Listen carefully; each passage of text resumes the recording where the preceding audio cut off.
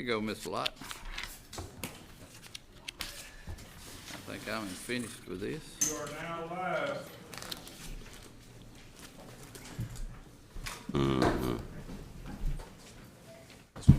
Yep, that's it, both of them. Thank you, Dwayne. It's 9 o'clock. Appreciate each one being here for our board meeting, for our September the 3rd meeting. As always, if you take a second and turn your phone on silent, I appreciate it. And always we lead in our invocation, which would be Supervisor Griffin, and also Will Slide will lead us in the pledge. So if you would, please stand. Let's pray. Lord, we come to you this morning being thankful. Thank you for waking us up this morning. Dear Lord, we thank you for our families. We thank you for allowing us to live in a country like this where we can openly serve you, Lord. We ask that you bless each and every one of us that's in this room. Give these men the wisdom and the knowledge to do the right thing for all people. Lord, we ask that you give the visitors to Mississippi traveling grace back home for the holidays, and we ask that the one that's coming back to Mississippi, give them traveling grace to come back home. We ask that you be with the young people that are going back to college. Open their minds, let all the knowledge of the world come into their heads the way you would see it, Lord. For these blessings and others, we ask in your name, Christ Jesus. Amen. Amen. Amen. Will? Attention, salute, pledge. I Pledge allegiance to the flag of the United States of America and to the republic for which it stands, one nation, under God, indivisible, with liberty and justice for all.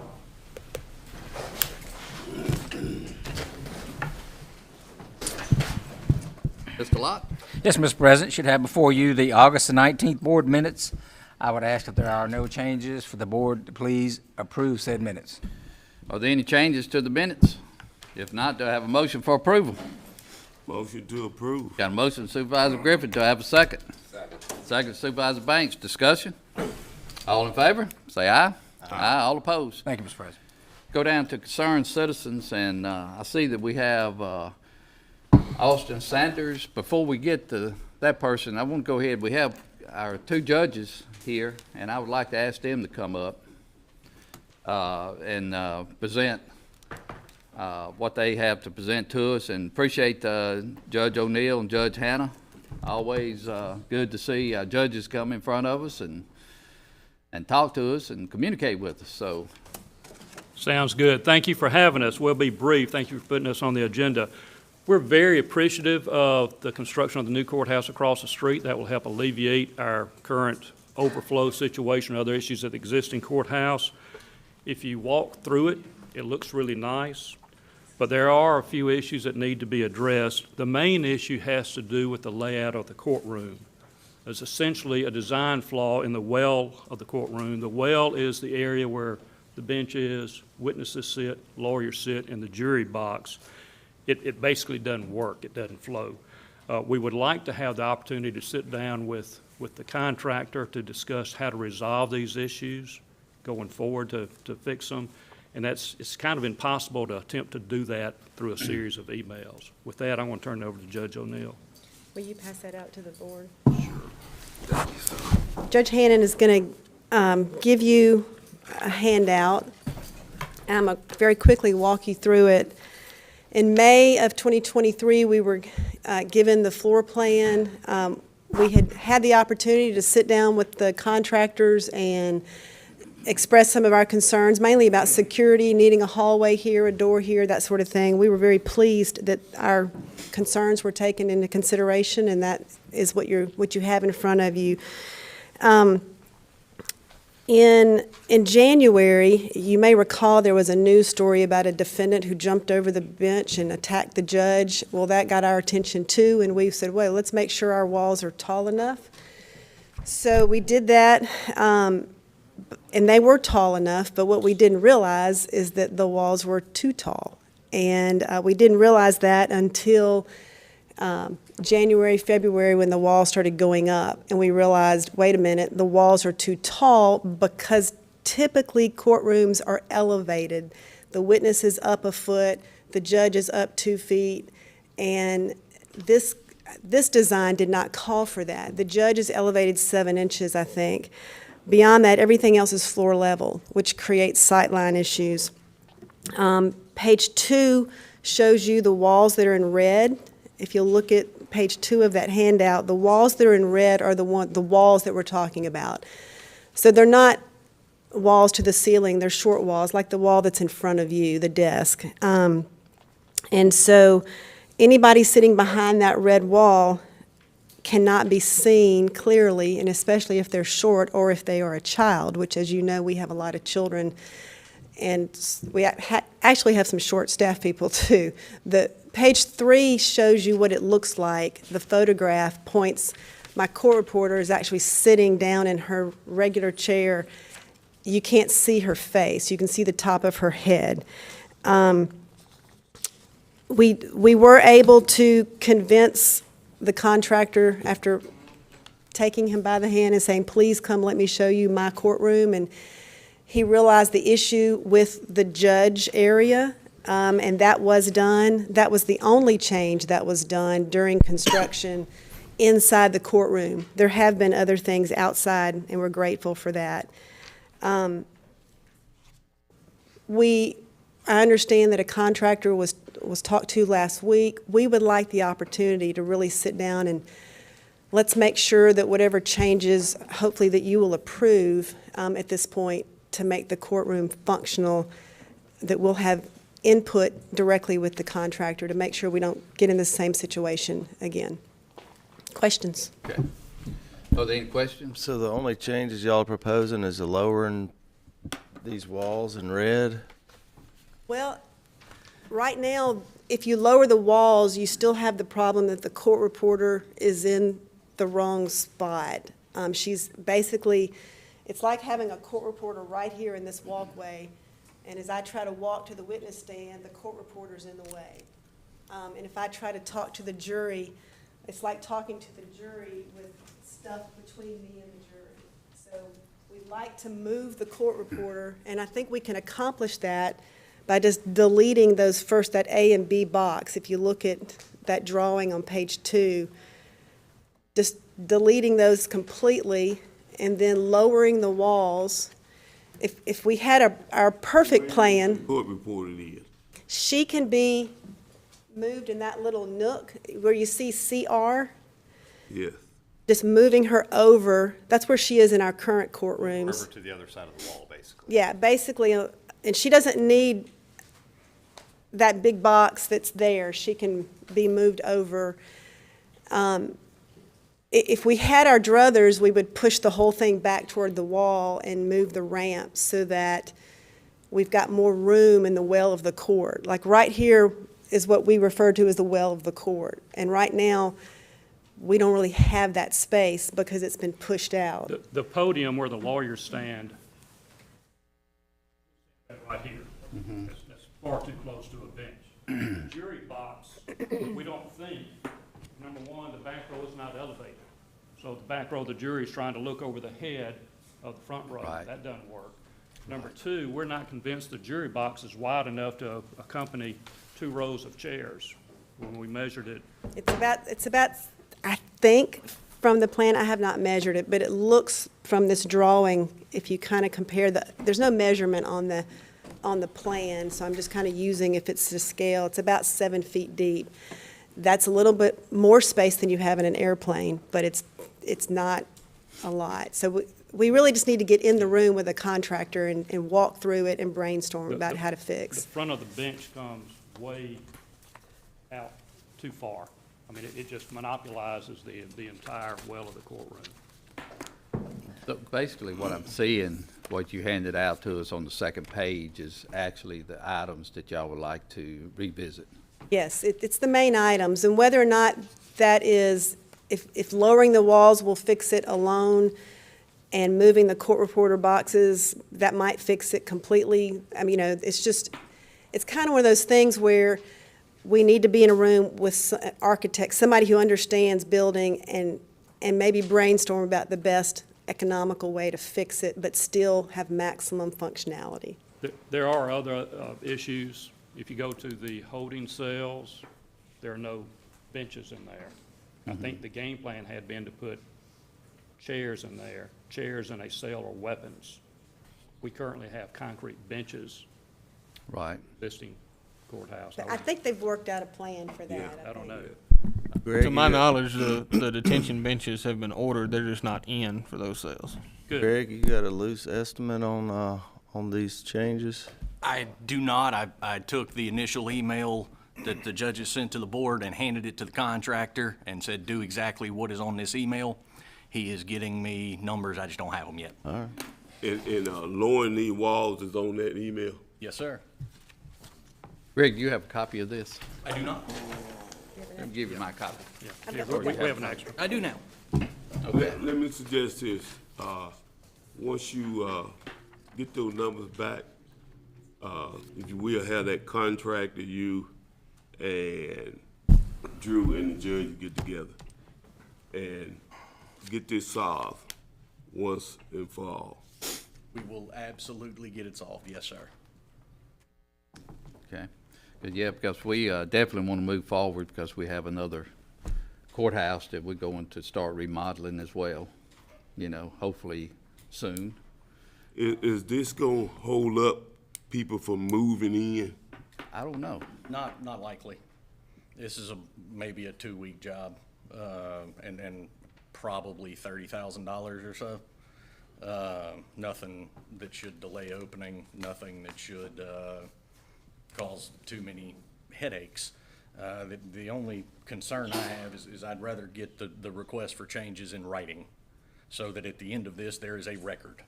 There is, hey, they wanted X, Y, and Z done. We've done X, Y, and Z. If there are conversations, and I believe we've proven this throughout this project, conversations don't work. People forget what they said. People forget what they asked for. I would much rather have the request in writing so that when it's done, we say, this is what you asked for, this is what you got. Okay. Sounds good. All right, thank y'all. Appreciate it. Thank Thank you, y'all. judges. All right.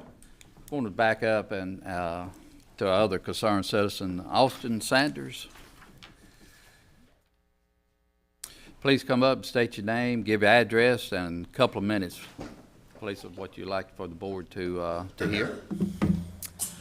Good morning. My name is Austin Sanders. I live at 139 Planters Row in Gluckstadt, Mississippi. What I would like to bring forth to attention today is the state of disrepair of East Sawwell Road. It's an issue that, as long as I've lived here, has persisted, and it's prevented, students and parents from getting to school and to work. I like to just give a little bit of context. This summer, I went to the Lot Leadership Institute. It's a lot, probably maybe related, but we had the opportunity to go to D.C. and I got to meet with. Since I'm in the 3rd Congressional District, got to meet with Michael Guest. I didn't get to meet him because he was in a House Rules Committee meeting. However, I did get to meet his Chief of Staff, and they asked us what some issues on the local level that you would like to see fixed, and this was one of them. East Sawwell Road's in a state of disrepair, and during rainfall, not that severe or all that significant rainfall, the road floods. And the road floods to such a degree that students are trapped within their homes and cannot get to school due to cars not being able to traverse the road. In addition to that, buses not being able to get to the students to take them to school. And this is an issue that has persisted as long as I've lived here, over a decade. And I just have a quick quotation from a friend, a straight-A student that is now attending Holmes Community College. The road still floods and has prevented me and from other people from going to school countless times over the years, prevented from going to school all the way from elementary through high school. And the road still floods today and has prevented, these students and these families from going to school and going from work. Preventing students from attending school, obviously in Madison County Schools, attendance is a really big thing, and attending these students from going to school.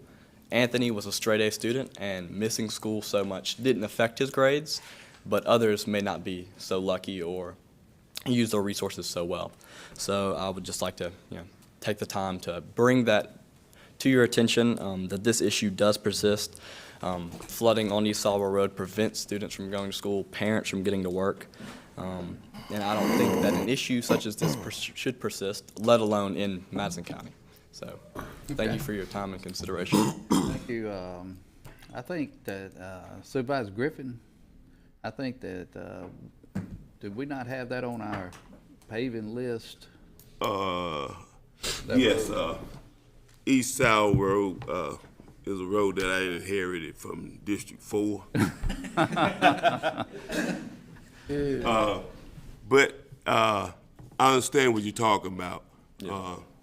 I think some of the watershed that we doing for the surrounding areas of Canton, I don't know if it's gonna help that, but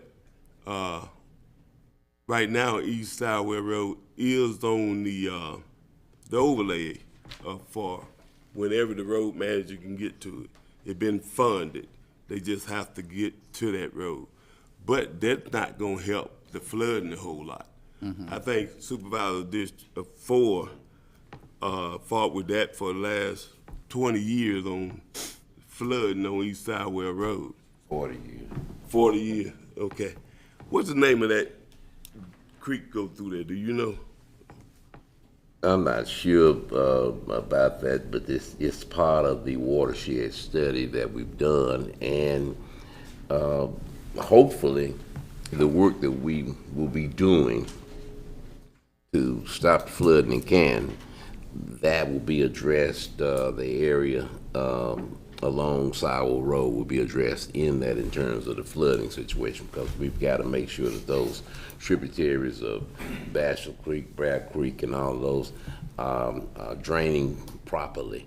And right now, that area, when Canton floods, that area also will flood, and sometimes it floods before Canton, because it's coming from, it's actually coming from Yandle Road and coming from the area where we were talking about putting some retention along the Parkway East. So possibly and hopefully that will slow down some of the flooding. Yeah, hopefully before the summer's over, you'll have a new surface road. But I don't think the board got the answer yet for the flooding. So you might have a new surface road that's underwater, but we are working towards trying to better that road, because I know we dumped a whole lot of traffic on it when no bridges were closed on Yandere Road, and that made a bad road even worse. So that's why we made sure we funded that road to do an overlay on it. Yes, sir. So we gonna solve half of your problem here, hopefully the next 4 to 5, 6 weeks. The road manager's not here today, cause I can't say when he'll get to it, but I hope it'll be in between the next 4 to 6 weeks. He'll be out there overlaying. Absolutely. Thank you, Also sir. appreciate you coming up. And, Yes, thank and you. as Supervisor Griffin mentioned, we have a $25 million study that's being done now. So hopefully it will correct some of those issues on that road. Yes, sir. Thank you. Thank you for your time and consideration. Thank you. Thank you. Greg, any other, One more, sir. That would be Sorry, Josh Sims. Mr. Sims? If you would, please state your name and give your address, please. Josh Sims, 523 Hunters Creek Circle. Coming back from the last Josh, meeting. is that mic on? Sounds like it's on. Okay. Yes, sir. Following up from the last meeting, I talked with Mr. Griffin, Mr. Tim about the Shady Acres Lane, about the certain portion of it being private or public, depending on the county maintenance. Tim has done his research on it and had some information on it, and just still trying to figure out if we can get a culvert put in or. Okay. Tim? Went back and looked, and everybody that spoke last week was correct. On the 2000 road registry, the road is public. However, we have not maintained it in probably 20 to 25 years, past the last current house, which he is past the last current house. So I'm getting out of my lane here, but I believe there is a statute that says if we don't maintain a road for a certain period of time, that it reverts back to being private. So since we haven't maintained it in 20 years, I believe that period of time has passed. So I would assume that the road is private at this point, which would make it necessary for the board to need to make a motion to make that section of road back public. That section of road is probably 350 to 400 feet from the last house to where his property starts. So that's where we are. I'm gonna put on my lawyer's hat. Well, I'd rather just ask the attorney.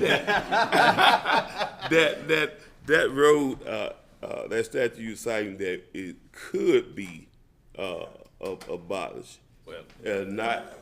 By no means am I putting on my lawyer hat. But, well, I have mine on because we done had plenty of them, especially that road up there and Swamp Road up there. Oh, yeah. We dealt with that 4 or 5 years ago, and Mike was quoting the statute to us, so I remembered it. It could be abolished. So in other words, it might not be abolished unless this board vote for it. Yes. Now you can go ahead, lawyer, with yours. Which lawyer? Which lawyer do you want? We just want the facts right now.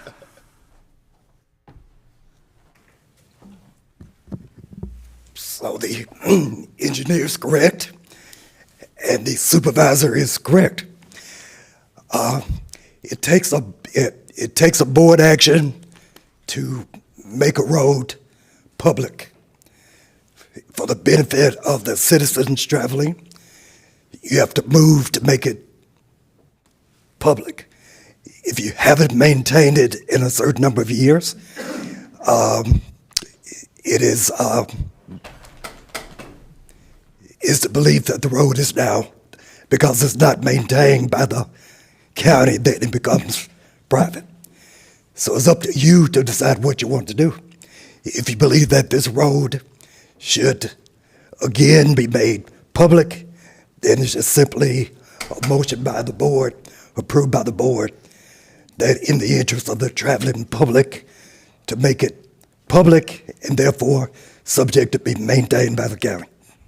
Mike, are there any standards for that road, for the board, if we make it public, that road has to have to bring up to a certain standard?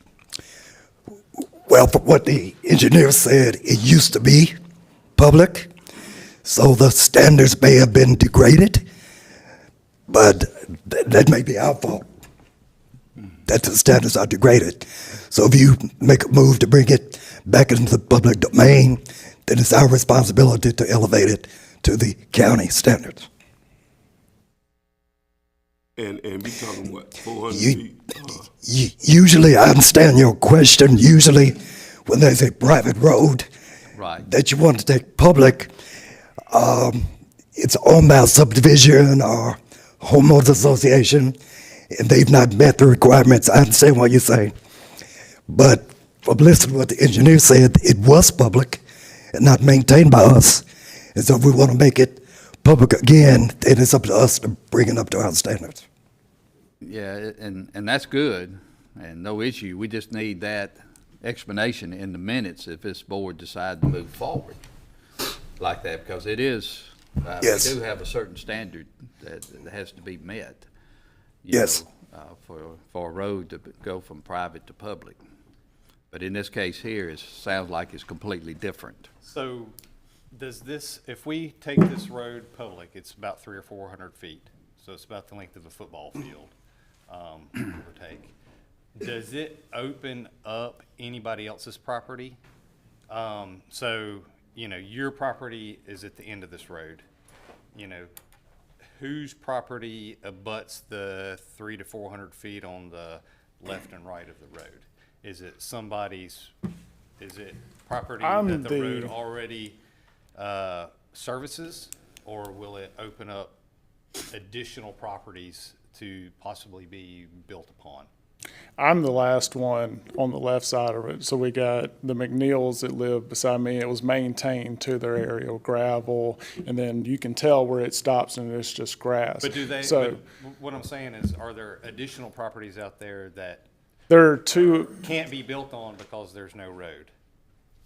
where that culvert is, there is my property and a property on the northern side of me, which is Miss Lorraine Smith, that she's owned it for 40 years and actually passed away a few years ago, and her sibling, or kids have inherited it, but they're not gonna But build there's on it. So properties that- there's one other property right there.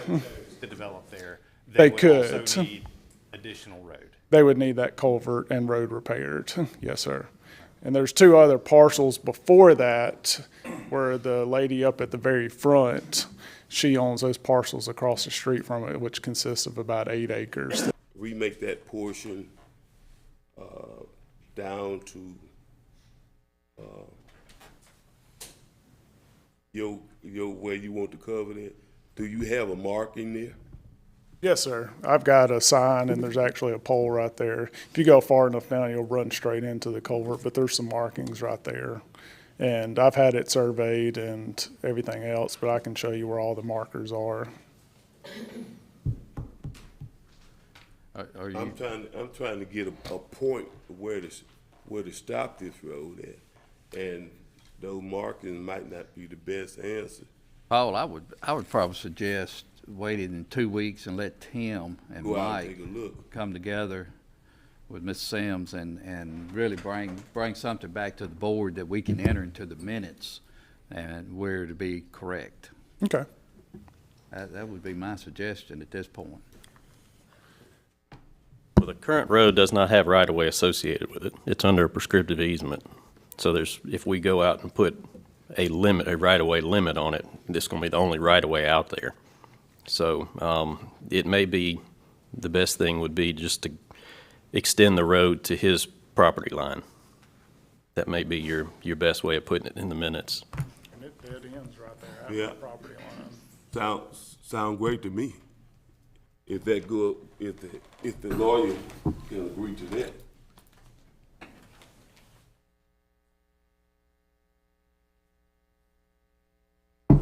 So if it used to be public, and we didn't maintain it, then we've effectively abandoned that section of the road. Right. So we've abandoned that section of the road. So we want to now make it public again and move these standards up to our level. Then there has to be an affirmative motion to make it public based on the benefit of the traveling public. So that has to be in the motion. But so as far as the easements and all of that, I'm gonna leave that to the engineer. And if you want to extend it to his property line, that's gonna be up to you, but it can benefit him personally. It's gotta benefit the county and the traveling public. Yeah, and that's the reason that I would ask them to go and look at it in 2 weeks. Yeah. And bring it back to us to where things can be correct once it's in the minutes. All right. We'll see you in 2 weeks. Sounds good. Thank All you right, all. thank you. Thank you. All right, anyone else? Greg on concern? If not, we'll go down to Greg. Public hearing. Do I have a motion to go into a public hearing? Move. Got a motion Supervisor Banks, second Supervisor Griffin. Discussion. All in favor, say aye. Aye. All opposed. Greg? All right, gentlemen, before you, there are 3 items to be considered in relation to this year, or this upcoming fiscal year's budget. First is, I'm hoping that this board will acknowledge the advertisement for the public hearing. That way it's in the minutes and somebody can't come back and say we didn't advertise and do what we were supposed to do as far as notice of this goes. Move on that. Got a motion Supervisor Banks. I'll second. Discussion. All in favor? Aye. All opposed. All right, and so now just kind of a brief overview, I guess, of the budget may be the best way to put this. First and foremost, as it shows on your agenda, starting with the tax levy, there are no new taxes implemented by this board this year. I feel like Bush the senior. No new taxes, none of it. The only change in the millage rate is a direct request from the Farm Haven Fire Protection District Board for an additional 2 mills, which will generate an additional $20,000 for them this year, and they are going to use that additional money for staffing, is our understanding. So aside from a request from an ancillary board, there are no changes to anyone's tax bill this year. Millage rate stays exactly the same as far as the county goes, county school district, and actually Canton School District as well.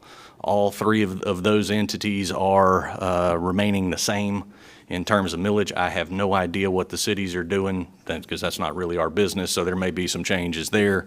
But from the county's perspective, no one's tax bill goes up unless the value of the property went up, which I think is something that this board has been very, very dedicated to over the last few years. That there has not been a millage increase from this board in quite a while. So for everyone watching at home, your tax bill will stay the same if the value of your property stayed the same. Now, as far as the budget and where the money goes, if you will look at the first page of the attachment, there's a handy dandy little graph there. It is labeled major expenditures. I probably should have changed that to kind of discretionary spending, because this is the money that the board decides kind of where it goes and who it goes to. You know, the library gets a millage, the South Madison County Fire Protection District gets a millage. Whatever that millage brings in is what they get. The board, however, has a little bit of discretion in setting millage rates for general fund, road fund, et cetera, et cetera. So when you look at that graph, that's kind of what it's there to show, is where the board is putting the money that it controls. 32% of it's going to law enforcement. 23% is going to roads, bridges, that kind of stuff. Construction for infrastructure. Courts, 12%. Administration is 9%, but that does include both planning and zoning, and oddly enough, the coroner, because I couldn't figure out where else to put them. So the administration is kind of everything that's left. Your revenue collection, your tax collector, and tax assessor, because that's how the county generates its revenue. Mr. Kennedy's office goes out and determines how much the property is worth, board sets the millage, and then Mr. Garavelli's office collects the money. Revenue collection, tax assessor, tax collector. We have buildings and grounds, we have to maintain them. That's 7% of the budget. Emergency preparedness is county fire and Albert and the ambulances, and then Makita's pretty self-explanatory. So, gentlemen, from where I'm sitting, both as the county administrator and as just a taxpayer here, because working here doesn't get me out of paying taxes, having the bulk of my money go to law enforcement and roads is not something that I'm in any way upset about as a taxpayer. It makes sense.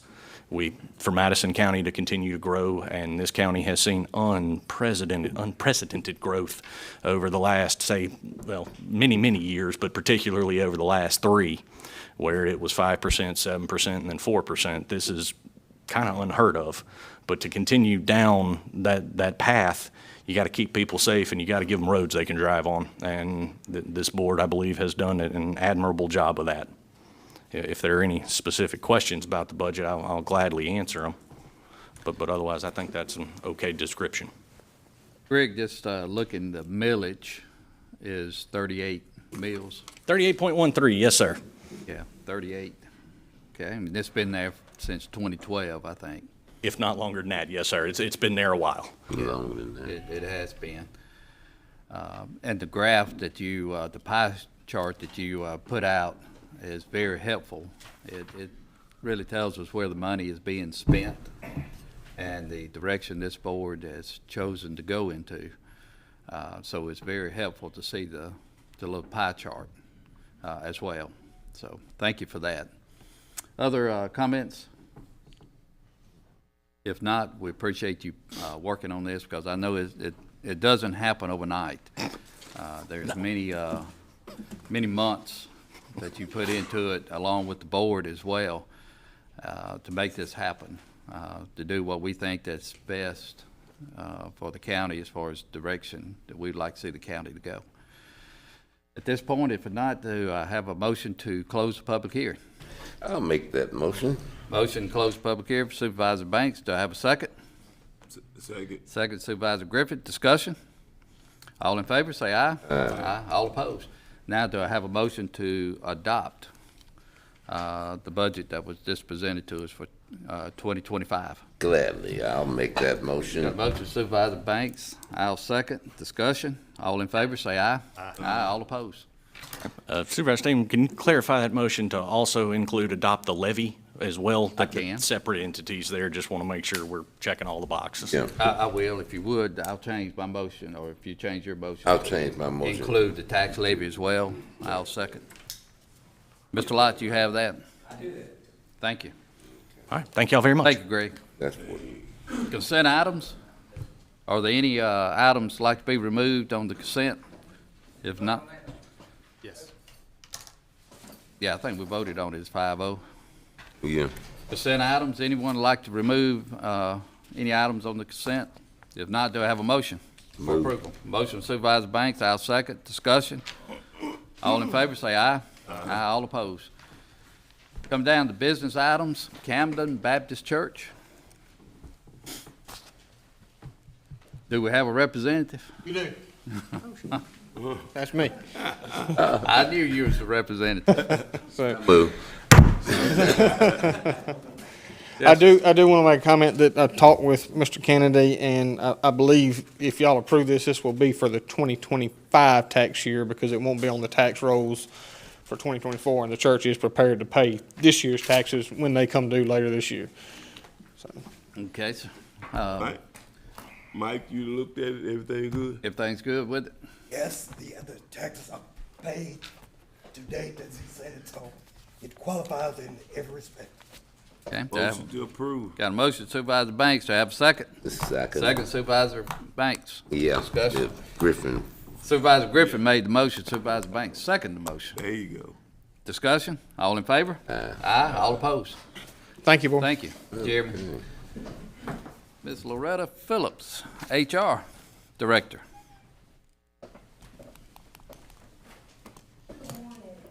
Good morning. Thank you, Loretta. Thanks. Thank you.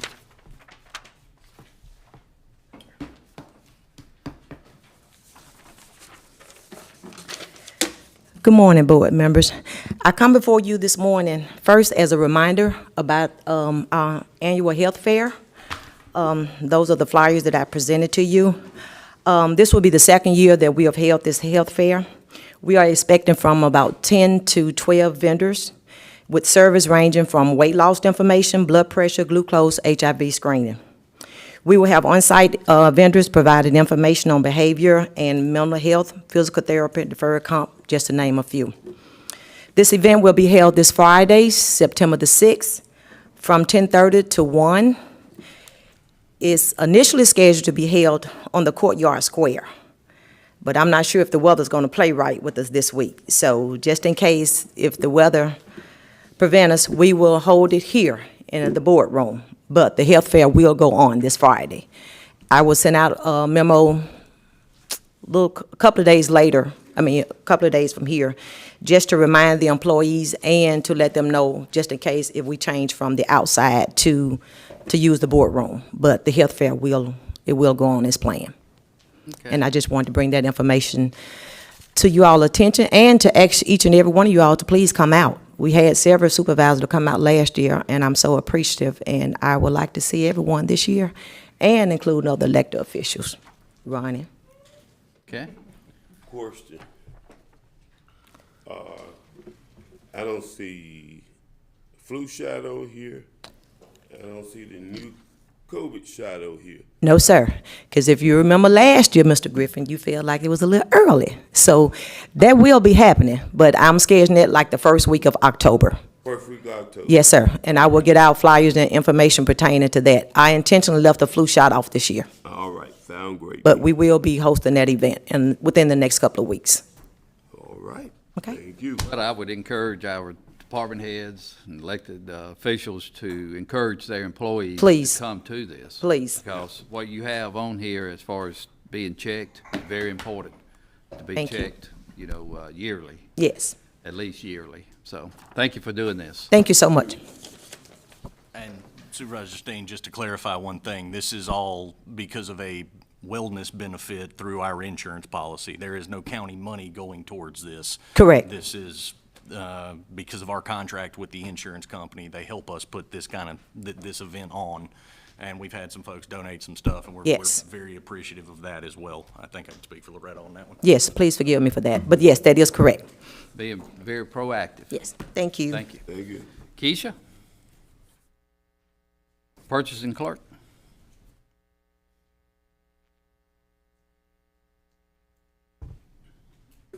Good morning, Board. Morning. I bring to you item number 37, awarding our construction service term bid. If you see before you, attach our copies of recently opened construction service term bids and spreadsheet tabulations. APAC Mississippi, AJ Construction, AdCamp, Dickerson and Bowman and Superior Asphalt submitted electronic and sealed bids to indicate that they were interested in bidding on the construction service term bids for the period of October 1, 2024 through September 30th, 2025. I recommend that the board take the following actions. A, acknowledge all bids received. Do I have a Make that motion to motion. acknowledge? Got a motion, Supervisor Griffin. I'll second. Discussion. All in favor, say aye. Aye. All opposed. And B, I ask the board to award the construction service term bids listed. Awarded to who? Award the construction service term bids that are listed. Okay. On here. There are Make that several. motion. Got a motion, Supervisor Griffin. Do I have a second? I'll second that. Second, Supervisor Banks. Discussion. All in favor? Aye. All opposed. Okay. Item number 38 is award the commodity term bids. As you see before you, there are attachments of copies, recently opened commodity term bids and spreadsheet tabulations. I recommend that the board take the following actions. A, acknowledge all bids received. Motion. Got a motion, Supervisor Griffin. I'll second. Discussion. All in favor? Aye. All opposed. B, I ask that the board to reject the term bid for cold mix asphalt. I'll make the motion to reject. I'll That second bid. that. The second, Supervisor Banks. Discussion. All in favor? Aye. All opposed. And C, to award the commodity term bids that are received, listed. Do I have a motion? I'll make that Got a motion. motion, Supervisor Banks. Do I have a second? I'll second it. Discussion. All in favor, say aye. All opposed. Thank you. What happened to cold mix? We had a vendor to submit that was from Louisiana, and they were the lowest bid, but we would have had to go all the way to Louisiana to receive it. Oh, yeah, okay. No. Good reason to reject. So we do have vendors here locally that the road and engineering departments can do quotes for to get it, the cold mix. So it's easier to be local. Mike, any issues with that? Okay. Good deal. All Thank right, you, Keisha. thank you. Thank you. Mr. Jones? Emergency management. Good morning, Board. Good morning. I'm asking you all to approve the contract modification for AT&T. And the reason being, we added another PSAP to our AT&T, which is Glustat. I'm just asking for you all approval. Do I have a motion? Boom. Make a motion, Supervisor Banks. I'll second. Discussion. All in favor, say aye. Aye. All opposed. Thank you, Albert. Minor? Fire coordinator. Good morning, Supervisors. Morning. Got some happy news today. First of all, those aren't Will's tools behind them. I got to watch Will that he don't take them. But I want to invite some Milwaukee representatives. They found out that we got a new to us heavy rescue, and they wanted to help us out. And donate some tools for us. And if you ever price battery tools from Milwaukee, you know they're very expensive. And that's what they've given us so far. They may be expensive, but they're And good. if you could, yes. So if you could, name and address. So I'm Greg Wolf. I live at 329 Dover Lane. Oh. Yeah. Greg Wolf. I live at 329 Dover Lane in Madison. Good. Stephen Pruitt, 128 Fallen Oaks Drive in Brandon, Mississippi. Yeah, even though we don't have a Milwaukee factory here, that we do have employees that live here in the county, so. And I want to thank y'all for your donation. Thank you. No problem. Appreciate it.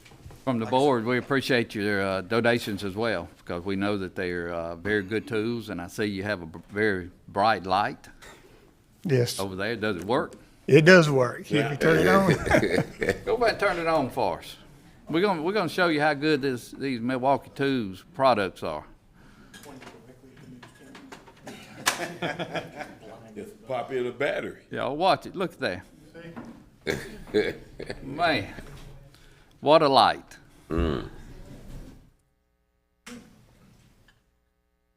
You can dim it a little bit now. There you go. You can remove that battery now. They will come in helpful if we had a rescue situation. There you go. They could actually save a life. Thank y'all. Appreciate it very much so.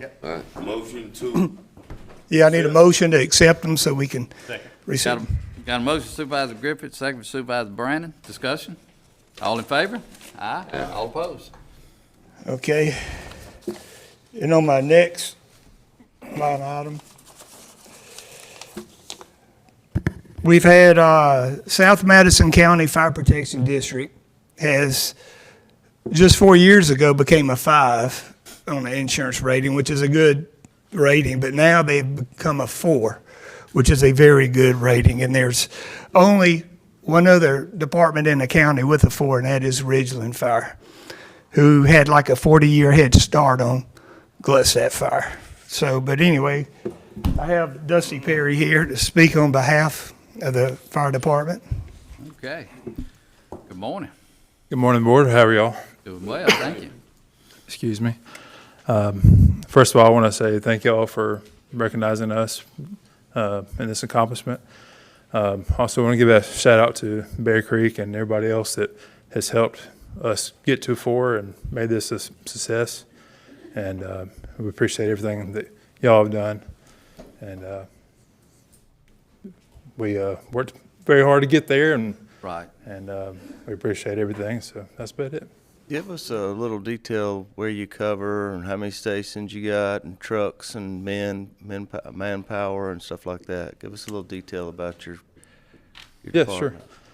So we have 3 stations. We have 2 stations on Yandell Road. Our stations 1 and 3 are on Yandell Road. Station 2 is on Stribling Road, in between the 2 entrances of Lake Caroline. We have 3 main line engines or front line engines that are staffed with at least 3 personnel at all times, 24 hours a day. We now have a tower truck that has a bucket. I think it's 100 foot tall. We are in the process of staffing it as well. We cover all the way from like Highway 43 on that side, all the way over to 463 and 22, like when you turn left to go to Florida. That's a real basic way of explaining it. What does going from a 5 to a 4 mean to the people that you serve? It's going to help with the insurance cost, and from what I've been told, I'm not a rating bureau person, but from what I've been told, it will help businesses a good bit when it comes to the insurance cost. Thank you. Yes, sir. Outstanding. It is outstanding, and going, I guess y'all were, 7, 8 years ago, y'all was, a 7 or 8? Yeah, yes, sir. So we've steadily gone down, and I'm not sure if you're aware or not, but it takes a lot to get there. A lot of standards and a lot of stuff you have to meet, including water, which is why we're so grateful to Bear Creek for having good water and helping us out with that. And we started having full-time personnel, I believe, in 2011. And in that short period of time, we were able to get to a 4. So It takes a partnership. All of us pull it in together to make it happen. it does. And that's Yes, what sir. has happened here with Southwest. So appreciate you. Thank you Thank for you. coming up. Yes, sir. Congratulations for Thank y'all for having me. making a rating 4. Yes, sir. Thank you. Motion to acknowledge it.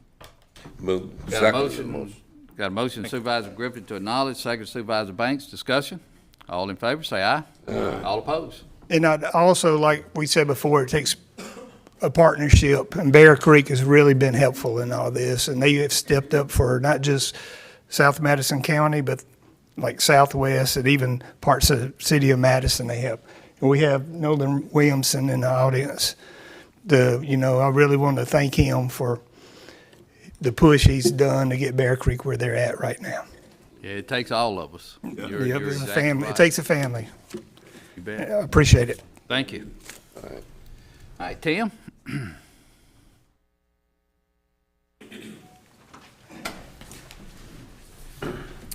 2 weeks ago, the board awarded, I believe, 9 engineering contracts to 7 different firms for various projects across the county. And I was asked to bring those firms before the board so that they could present themselves as well as their take on how they were going to tackle their projects.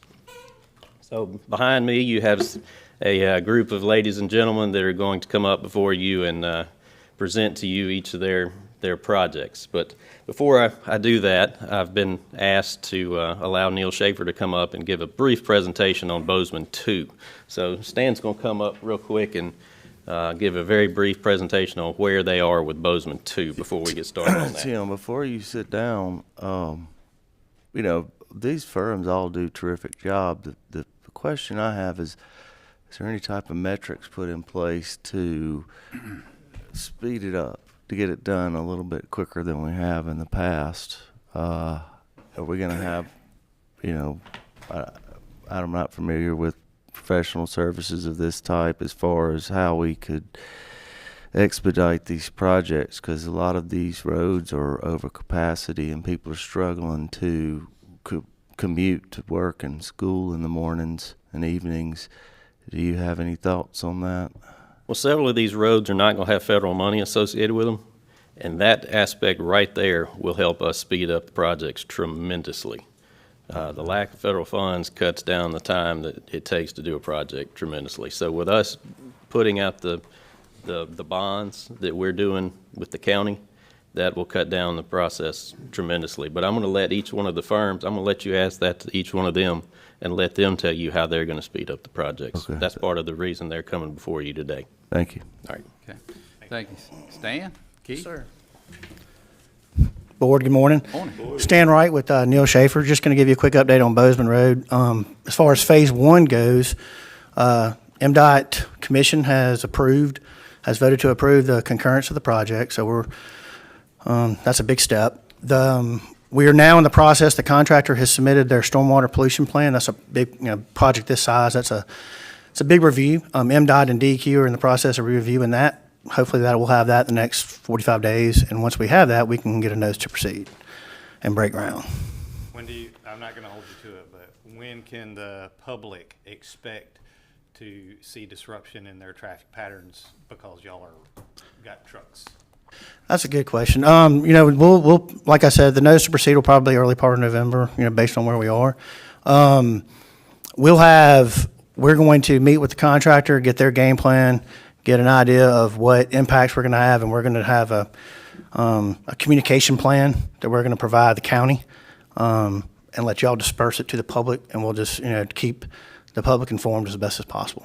So early November is the earliest y'all could break ground. Is this something that y'all can do over the winter? I know road paving usually stops around Thanksgiving due to temperature, because the hot mix and cold weather just don't mix. Is this something y'all are going to be able to do so that y'all can, or is it going to be something that's going to start later because of the weather? Well, they can do some work during the wintertime. It's selective. There'll be a lot of clearing that they're going to have to do, things of that nature.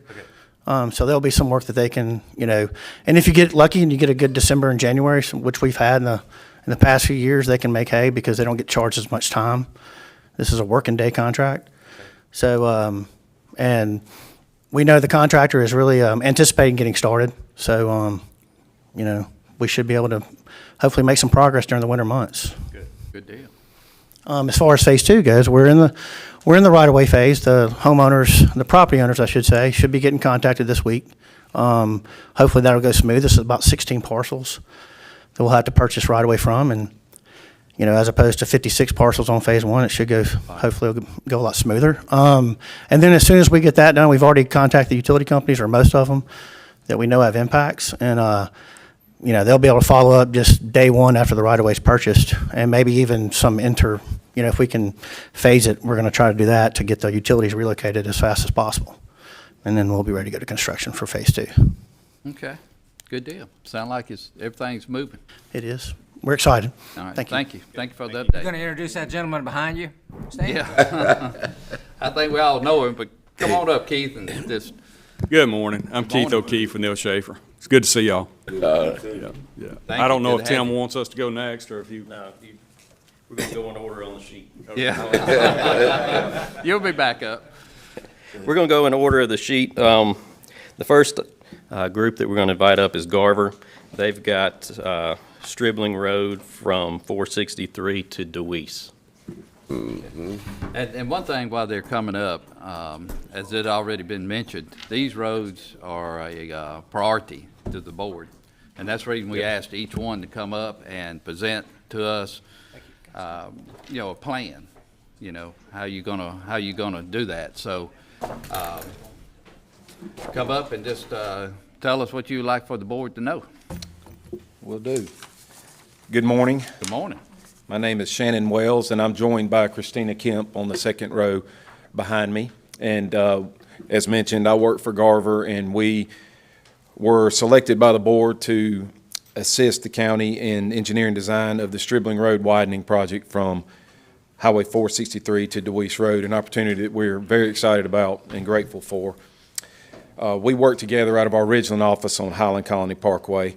I myself will be the primary point of contact for Tim on a daily basis. Christina will be heavily involved, so it'll be a tag team situation, but I'll be the primary point of contact. On a personal level, when we were selected for this job, this instantly became my favorite project. My neighborhood is connected to this job. I could walk to this project in 10 minutes. Myself, my family, my neighbors have all personally felt the need for this project from the standpoint of being a citizen. As our community has grown, there's a lot more traffic volumes been generated, and we need it, and the board is to be commended for putting this on the table. But on the engineering side, I'm especially excited to be a hands-on contributor, and I intend to take full ownership of the project and make it my highest priority. For those listening online or in the room that aren't as familiar with this part of the county, between 463 and Stribling Road, 463 and Deweese Road is about a 2-mile segment. It is a 2-lane, 2-way road that is adjoined by neighborhoods pretty much all the way through that generate approximately 5,000 to 6,000 cars per day. So it's a continuous flow of traffic, particularly if you leave at 7:15, 7:30 in the morning. I don't know if you have a handout. Yeah, I see Carl holding it. On the back side is a project schedule that we included in our initial proposal for the project, and it's actually at the top. It really should say Schedule 2 construction. That's really not a construction schedule. That's what we feel once given the notice to proceed, how long it will take to go to construction, and we're estimating that to be 2 years, 9 months. So a little bit less than 3 years is where we're at now, meaning within a month, if we were turned loose, about mid-2027-ish would be when the project would be breaking ground for construction. For reference purposes, my project will be affected by the signal project at 463 and Stribling Road, commonly known as the Green T. Through my sources, barring unforeseen circumstances, it's scheduled they're looking at mid-2026, which is about a year ahead of this project according to that schedule, which on paper would work out pretty good. Two factors I see as major impacts to the schedule are the relocation of utilities and right-of-way acquisition. We'll start with utilities. As some of you are aware, Energy a couple of months ago replaced their poles along Stribling Road with pretty much placed them in the original locations with larger poles. It appears to me they're going to be within the construction limits of a 4 or 5 lane road and have to be relocated. In addition, 2 water and sewer companies have certificated areas through this segment of the project. Bear Creek is particularly on both sides of the road, the south side completely and the north side through half or more of it. And the preliminary feedback I've been given is they have water and sewer on one or both sides of the road, and it's probably best to anticipate impacts to those as well. And Canton Utilities has the Lake Caroline portion between DeWeese and McMillan on the north side. So there's a good bit going on through this stretch from a utility standpoint. I'm estimating an approximate 9-month effect to the schedule, which is built into that, subject to the capacity of these companies to design and relocate their facilities, because I won't be the only engineer they're hearing from, I'm sure. Jumping to right-of-way, by my count, 60 parcels, give or take, touch Stribling Road between DeWeese and 463. Now, many of those are in the form of green space or common area strips, which probably are set aside for road widening. Some look wider than others, and it is my hope that in those cases they can accommodate the additional real estate we need, but there probably will be cases where we may have to go beyond that. So 60 parcels will be the best case scenario. If I had to guess, it probably will be a few more than that. So we'll look at every option to minimize the effect. The less parcels we're impacting, the better on the cost and the better for the schedule. Like whether it be narrowing the section or moving the road to one side or the other, although there are a good stretch of my project has neighborhoods on both sides. Curb and gutter is probably worth a look.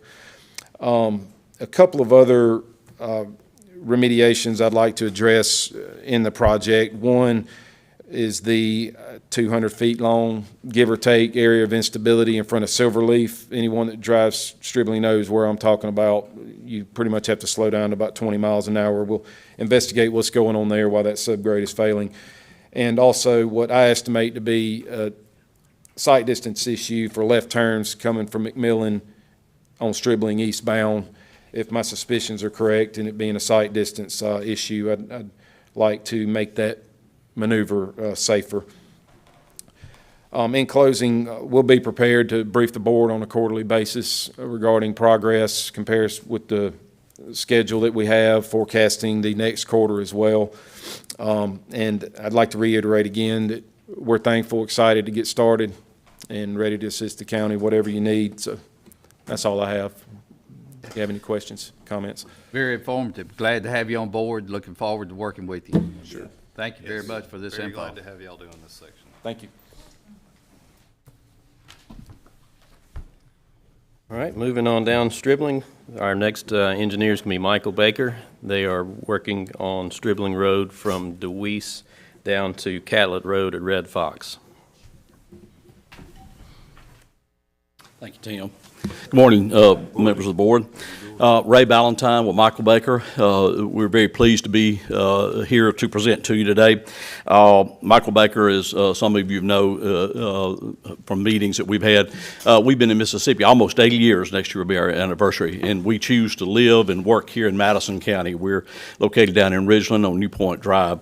We're very honored for the opportunity to serve you and the citizens of Madison County.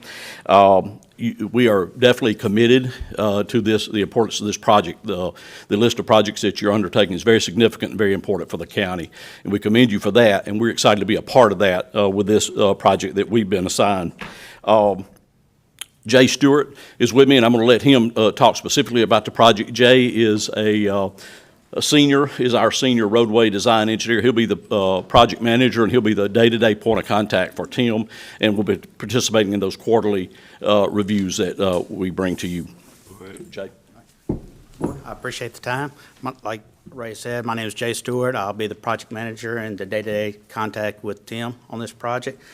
And like you heard from Garver before, we're going from DeWeese to Bozeman, in which several key things will be on for the schedule that y'all so worried about, and rightfully so, is utilities and the right-of-way acquisition. And with, like he mentioned, we have the large power line, of course, services up and down, and the way we're going to try to minimize the impact of that is our surveyors will be in contact with all the utilities to locate it, to get, so we know what's out there and where it's at. And prior, and just working together, hopefully we can get that moved forward as quickly as possible, because like he mentioned, we're not the only ones that are going to be reaching out to them. And with energy, with those poles, that's going to be a time-consuming effort. And also on right-of-way, I believe I counted 60 plus or minus properties, with the majority of those being Ashbrook, which it will be tight, and we will be investigating as far as whether there's green space available or whether it's just, say, 50-foot left and right on the right-of-way. And of course, we will be trying to minimize all impacts, and we are looking at one possible relocation there at the intersection of Bozeman and Catlett, Catlett and Stribling. So those are going to be the critical issues, and we'll be pushing forward through. And if y'all have any questions. Jay, so you will be the contact? Yes, sir. For Tim and for the county? Yes. Okay. Thank you. All right. Appreciate Thank y'all being part and we of it. appreciate the opportunity. Looking forward to working with you. Okay.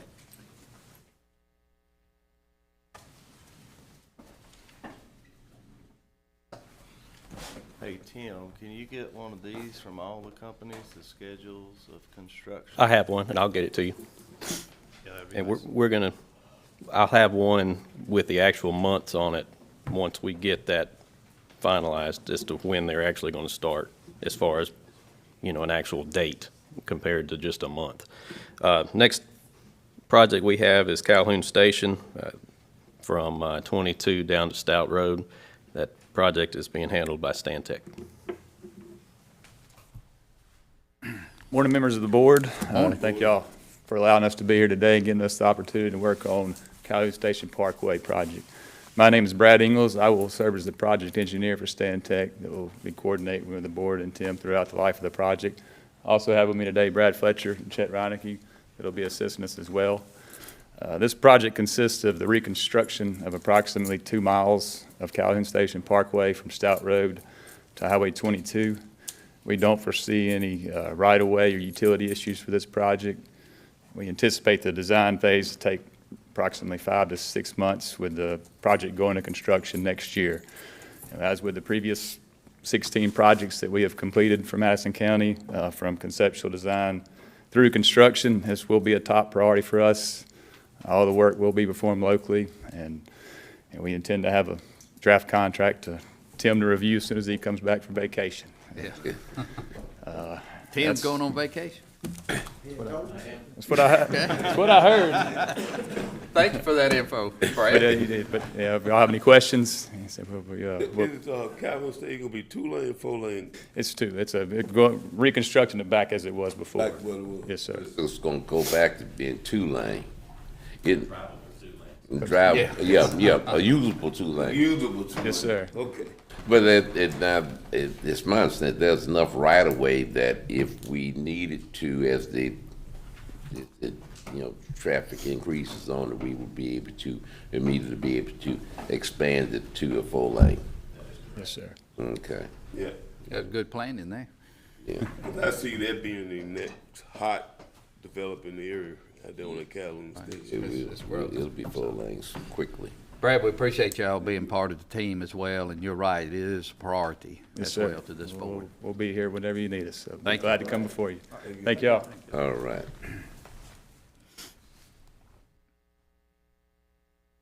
Okay. Now we're kind of moving over to the eastern part of the county, if you will. Yeah. Next project we have is Weisenberger Road from Parkway East over to Highway 51. This project was awarded to Neil Schaefer.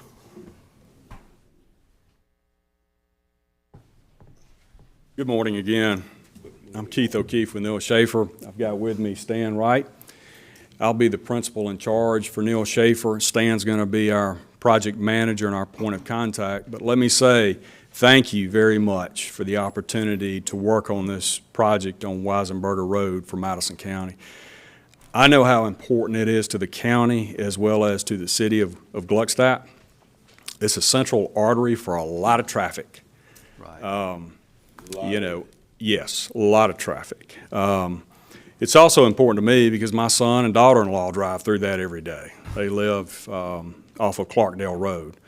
I drive through it several times a week myself. So, yes, it's extremely important to all of us. It has a lot of traffic on it, so it needs relief, no question about that. We understand that there's some federal funding on the project, $2.7 million in federal funds. It will be administered by MDOT through the LPA process, of which we are very familiar. As Tim stated, the project limits are from Parkway East to generally Highway 51, just east of 51. You know, I think there are several items that are on the critical path that are going to impact the schedule and things that we need to focus on. And one is the environmental. There will probably be some wetlands present that we will impact, possibly an environmental assessment involved. Utilities are certainly present there, a lot of utilities.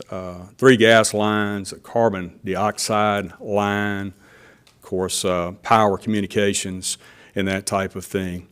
Then you got the railroad, you know, so we'll have to coordinate with the railroad. And then you've got, you know, property acquisition. So those are going to be your 4 key elements, and we'll focus initially on the environmental and utility coordination and the railroad coordination on the front end. And I'll let Stan get into a few more items related to the project. Yeah, I won't take much of your time, just a few details. Keith mentioned the environmental process. We've already reached out to MDOT. We need to have a scoping meeting with them to determine what level, whether we can do it as a category exclusion, which would help expedite, or if it's going to have to be an environmental assessment, which could possibly mean we're going to have a public hearing. So we'll, like I said, we've already requested that meeting, so hopefully we'll have that soon and have that before we go to contract, because that needs to be in our scope and our contract. I think the biggest concern is probably going to be the utilities and the intersection of Viando and Weisenberger and Highway 51. Like he said, we got a high-pressure gas line that goes south that has historically caused a lot of problems along Highway 51, as we all know. So we've already contacted them. Enmark is another one. That's the CO2 line. We've contacted them just to let them know that something's coming. We actually have, and then the railroad is another concern, because they typically take a while, and we contacted them as well, just to let them know that we're coming, and hopefully we can make some hay with them during the environmental process. From a right-of-way standpoint, we know that on the south, you know, we figure most of this is going to happen on the south side. We know that there's 11 parcels on the south side. There could be some incidental. There are about 16 parcels on the north side. We hope to minimize that. I'm hoping anything on the east side of the railroad we don't really have to touch. On the west side, when we get closer to the intersection of Parkway East, we may have impacts there. So, but we'll know that more. And then, of course, you know, there's 4 parcels on the west side of 51 that will impact. And then, of course, there's a big substation with energy that we'll make sure we stay away from, clear of. But, you know, anyway, that's where we are. We will make this a priority. I run our Madison office, and that's where the work's going to be done, and I'll make sure that's why we're there, is to work for you guys. And we'll make sure it's a priority, and we'll get this done as soon as fast as possible. Stan, I know that the county is taking the lead on this, you know, as far as Yes, sir. Weisenberger, but also the city of Gluckstadt is Yes, sir. also a sponsor with us, or in with us on this as well. So let's make sure we keep them in communication as well with the mayor and the alderman there. Absolutely, So, for sure. Are y'all switching gears back to Bozeman 1? Are y'all going to have a source of contact for traffic concerns? Yes, we will, you know, we will, and we'll share that with the county. We're working with Tim already on that, having a game plan, I guess to say. We're going to have several just an organized process for the public to communicate, because I'm sure, you two gentlemen, especially with, because it's in your district, will get a lot of phone calls. What was the final verdict on the fence for the neighborhood? They were requesting. As far as I know, I wasn't involved in that, but it's not a part of the plan, so I'm assuming that they'll. All right, thank you, Stan. Excuse me, Trey, to your point, I will call you and Casey later today. We need to have a communications meeting for the Bozeman Road Phase 1 project, and lay out our plan for communication. So I'll get in touch with you all later today. How many cars a day you think are on that segment of road? Well, 8 years ago, there was 17,000 a day, so there's more than that now. Right. And how long do you think construction's gonna take? 2.5 years, yeah. So we're probably. And then when you consider Phase 2 of Bozeman Road, Bozeman's gonna be under construction for several years. Right. Yeah. And I know y'all have already been working on the communication plans as well and had some meetings already. We have. So We've met y'all- with the contractor. We've Y'all have a good collaborated with the contractor. We have a good plan in place. We've collaborated with MDOT on it as well. So we want to sit down and work through that with you all so that you're up to date on it as well. Right. All right, thank you, Keith. Thank you.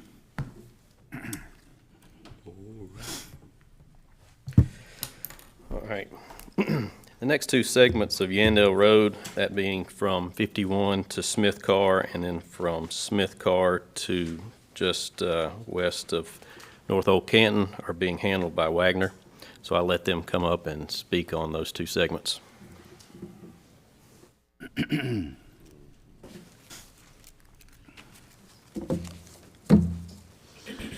Good evening, Board. Good evening. Or My good name morning.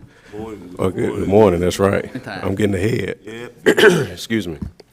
My name is Darian Warren, and I'm here representing Wagner Engineering. I serve as area manager for Central Mississippi. And for these particular projects, I will serve as the assistant project manager. So I will be serving as the primary contact between Wagner Engineering and Tim Bryan in Madison County and the Board of Supervisors. We are extremely excited about this opportunity, an opportunity to continue to serve Madison County and its citizens.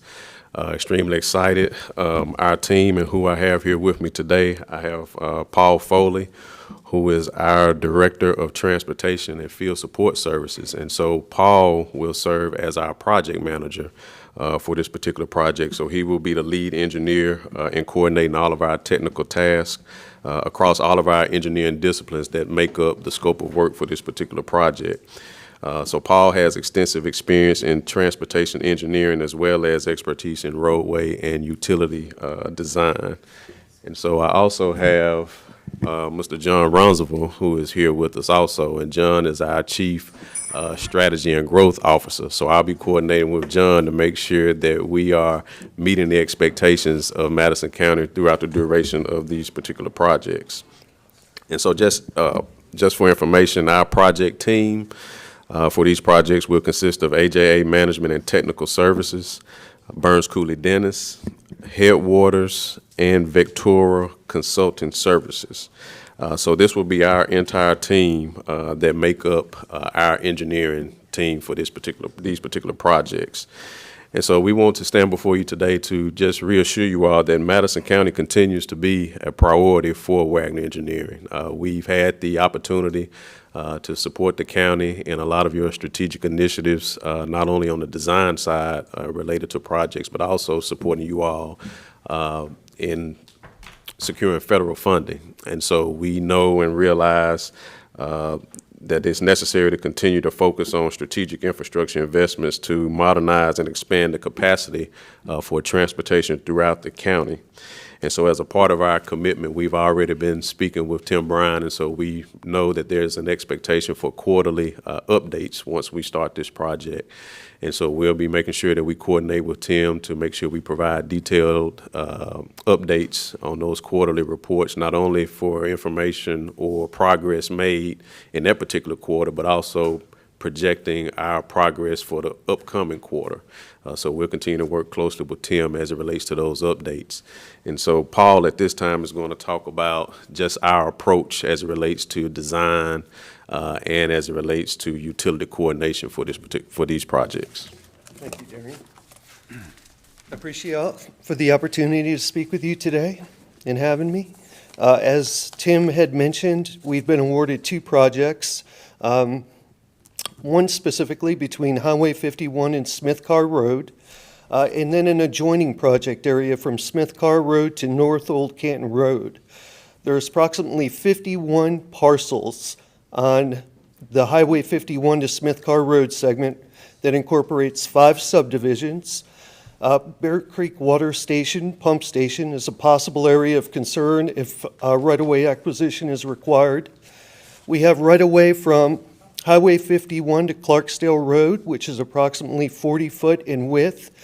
The proposed typical section could be anticipated to be approximately 100 to 105 feet, which would require approximately 65 additional feet in width for right-of-way.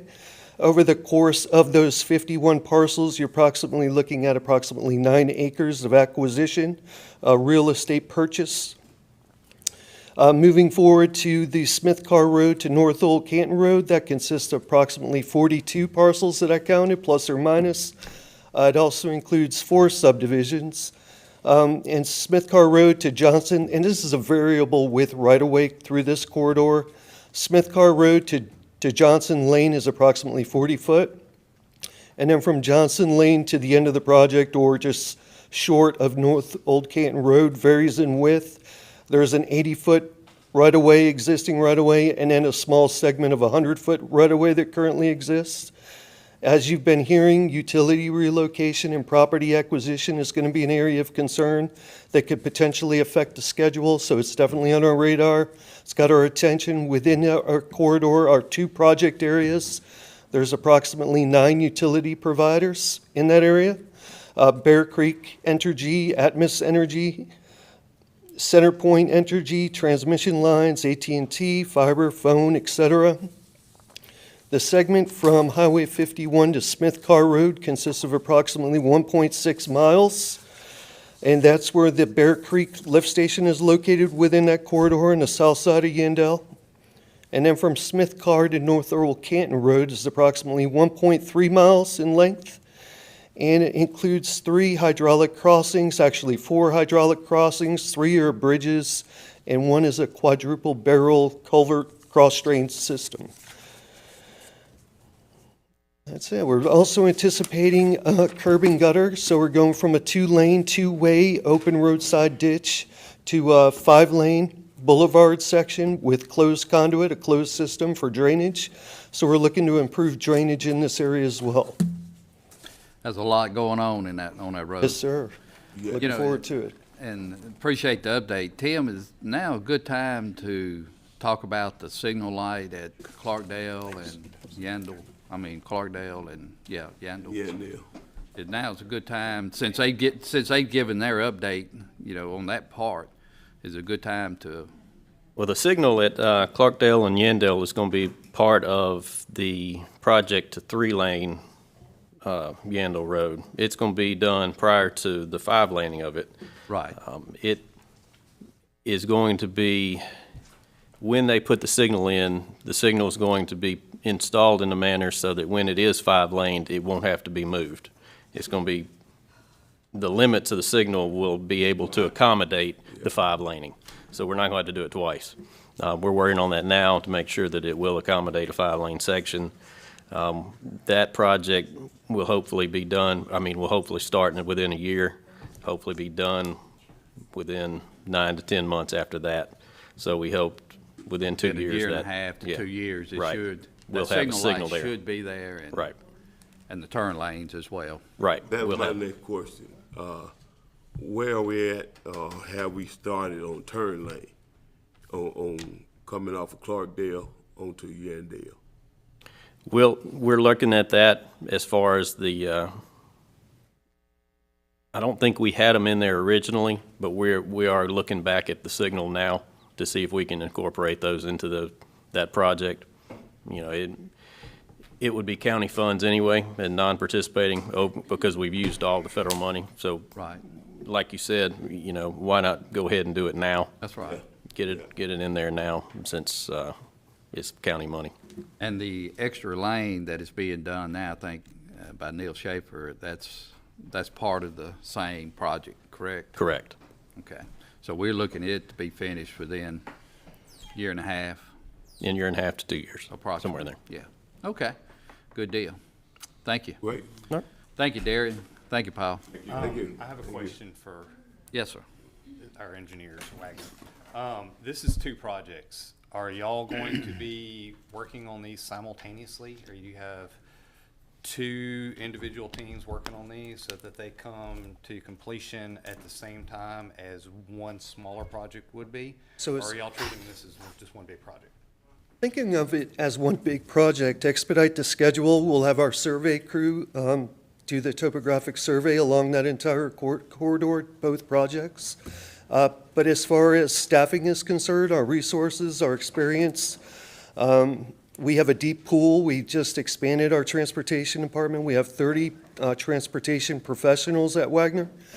So we're looking very much forward, and that's assuming that both contracts are executed at the same time, that we're planning on hitting the ground running with both projects simultaneously and do not see any issues with that. Good, good. And Any when other y'all questions? moving forward, are you all gonna be looking at any way possible taking that curve out or reducing that curve right before you get to North Oak Canton Road? We looked at some sight lines for that, potential, so horizontal site offsets may be an issue. We'll take a closer look at that when we start getting into the design, utilizing our programs and our tools that we have at our disposal. But that is a point that we're looking at. Yes, sir. Okay, thank you. Other questions from the board? If not, thank you, Darian. Thank you, Paul. Thank you. Thank you. Thank you. Next project we have is the intersection of North Old Canton and Yandell. That project was awarded to Benchmark Engineering.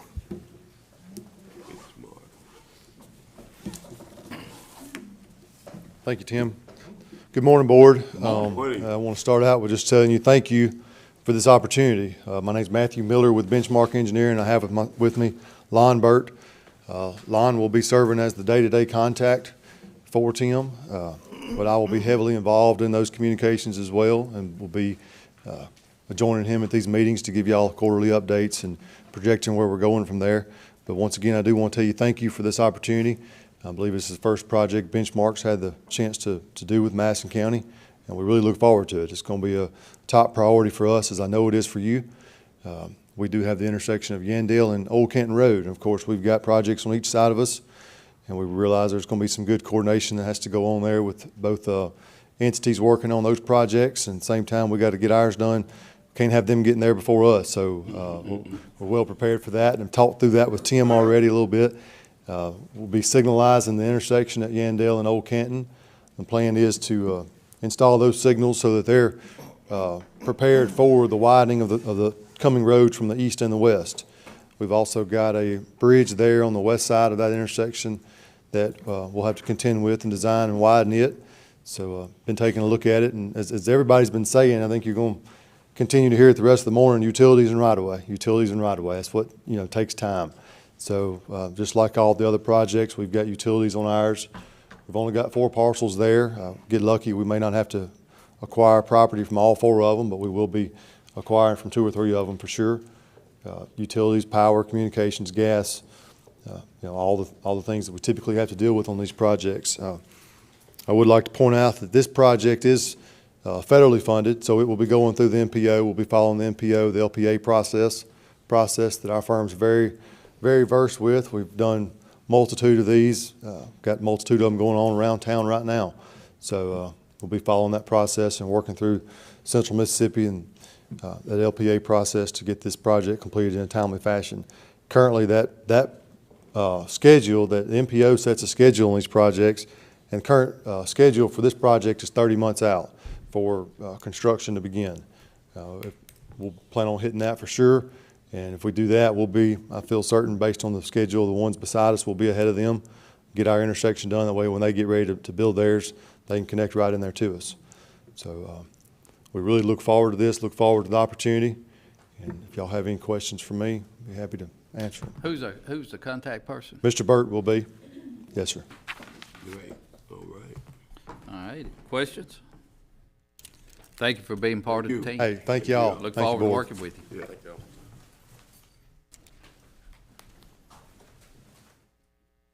All right, our final two projects we have are Yandell Road from North Old Canton to Bainbridge, and then Bainbridge to Highway 43. These two projects are being done by Pickering.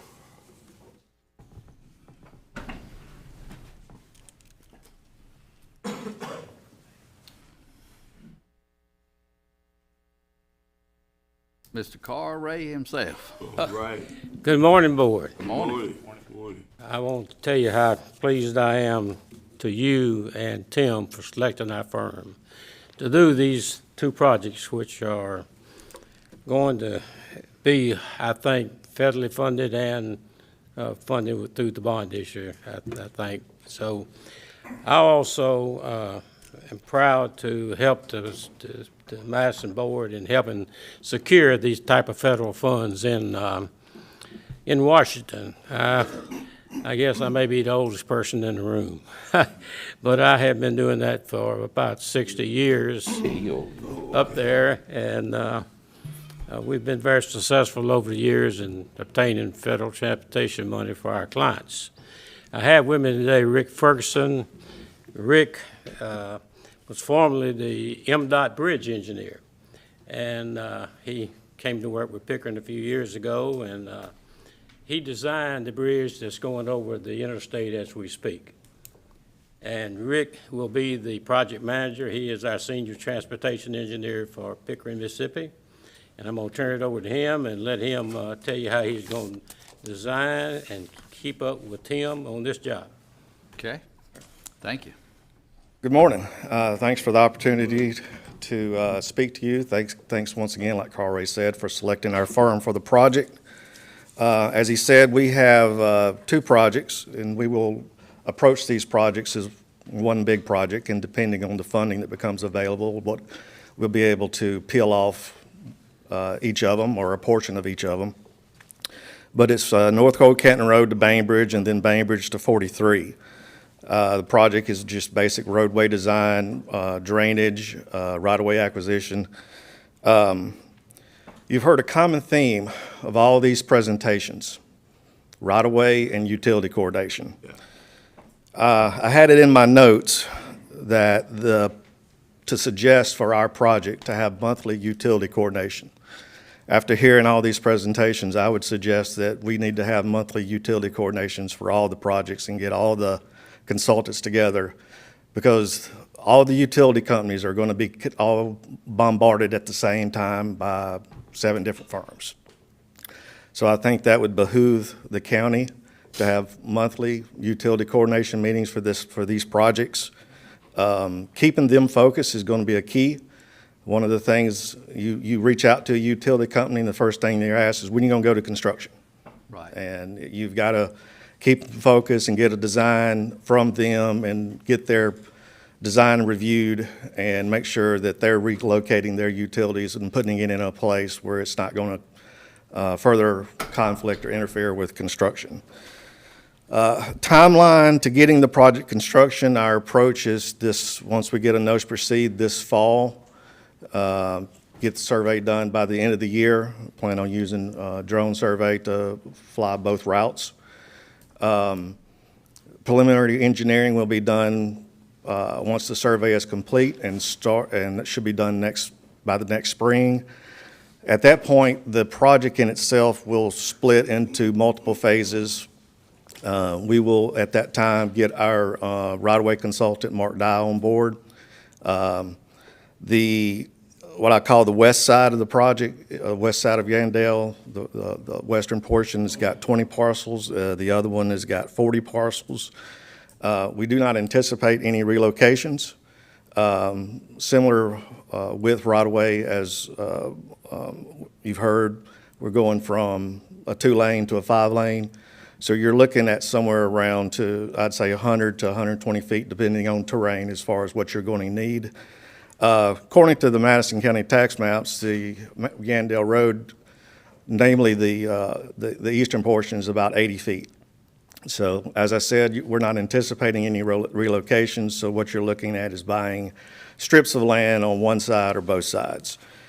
There's really nothing out there that we anticipate other than your normal roadway design, your normal project development issues, other than once we get to the end of 43, we will definitely need to be on the opposite side of the road of the trace, because you do not want to approach the trace and ask to buy their property, because you're not going to like what they say. To get everything going, you know, the right-of-way acquisition and utility coordination, Mark says the right-of-way, we could have all offers made within a year once we start the process. We anticipate being able to go to construction 24 to 30 months out. So that's my presentation. I'll be glad to answer any questions. That's a good update. I know Mr. Furr there mentioned federal funding, and appreciate you've been helping Madison County for many years to get federal funding. And this project will take federal funding. You know, I mean, that's the road we're headed down. So we look forward to working with you to continue to get funds, you know, for this project. Rick, that was a good update. All right. Yeah, Thank you. Good update. Appreciate it. Thank you. Yeah, I think we have one more now. go ahead. No, go ahead. No, since it's Yandell Road, I just want to. Oh, yeah, go ahead. Yandell Road. As right now, we're looking, Yandell Road from 51 all the way to 43. The county is looking to put in, probably be guessing $100 million to develop that whole road or more. It's just, I just want to let the people that live down in that area, that growth caught up with us. We've been on Yandell Road kind of looking at all the other area growth and have those growing pains. Now, Yandell Road section fit to have those same growing pain. But after the pain, it's a whole lot better. A whole lot better. So probably in the next 2 years, you're gonna see orange cones all the way up and down Yandell Road. Just bear with us, and we're gonna do our best to make it better. Thank you. Go ahead. We can also use that line for the west side of the interstate as well. Yeah. So It's not gonna be too much longer, and you're gonna see barrels everywhere. that's right. We've got one more. Pain to pleasure, that's what it is, pain to pleasure. That's right. We've got one more group that I'm asked to come up, AJA Management. I've asked them to come up and discuss West County Line Road. They're going to be going to Washington, D.C. here in the next little while, and I'd like Andrew Jenkins to come up and discuss that for the board. Good morning, board. Morning. I'm Andrew Jenkins, president of AJA Management. It's the first time I've had opportunity to address the board, even though we've done a lot of work in Madison County over the years, so it's a pleasure to be here. All right, good to have you. For West County Line Road, as you know, it's a major artery connecting I-55 and US 49, and it provides access to a lot of the new development, such as AWS, the UPS Distribution Center, Southern Beverage, and what have you. Also provides access to businesses in Jackson, the FBI, and Energy Nuclear, and what have you. That road is actually very, very dangerous. The traffic, it was built as a basic serving residential, and now it's expanded to serving commercial and industrial traffic, and it needs upgrading.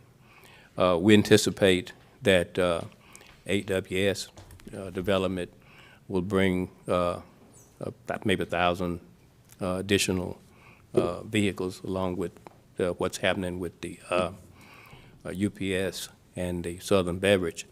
so the capacity is inadequate.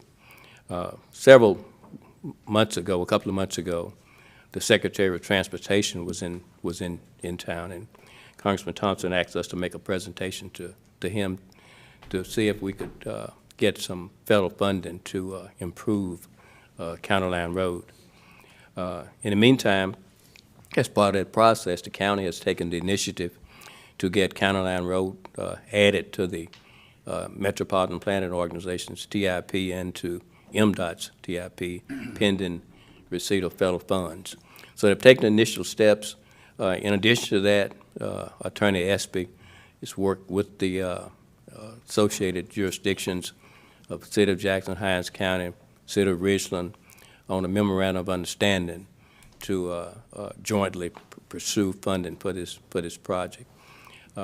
We've been asked to assist in coordinating possible funding through the federal sector by engaging the Department of Transportation in our congressional delegation to see if funding, which best recommended route to get funding, such as the RAISE grant, MEGA grant, congressional directed funding, or what have you.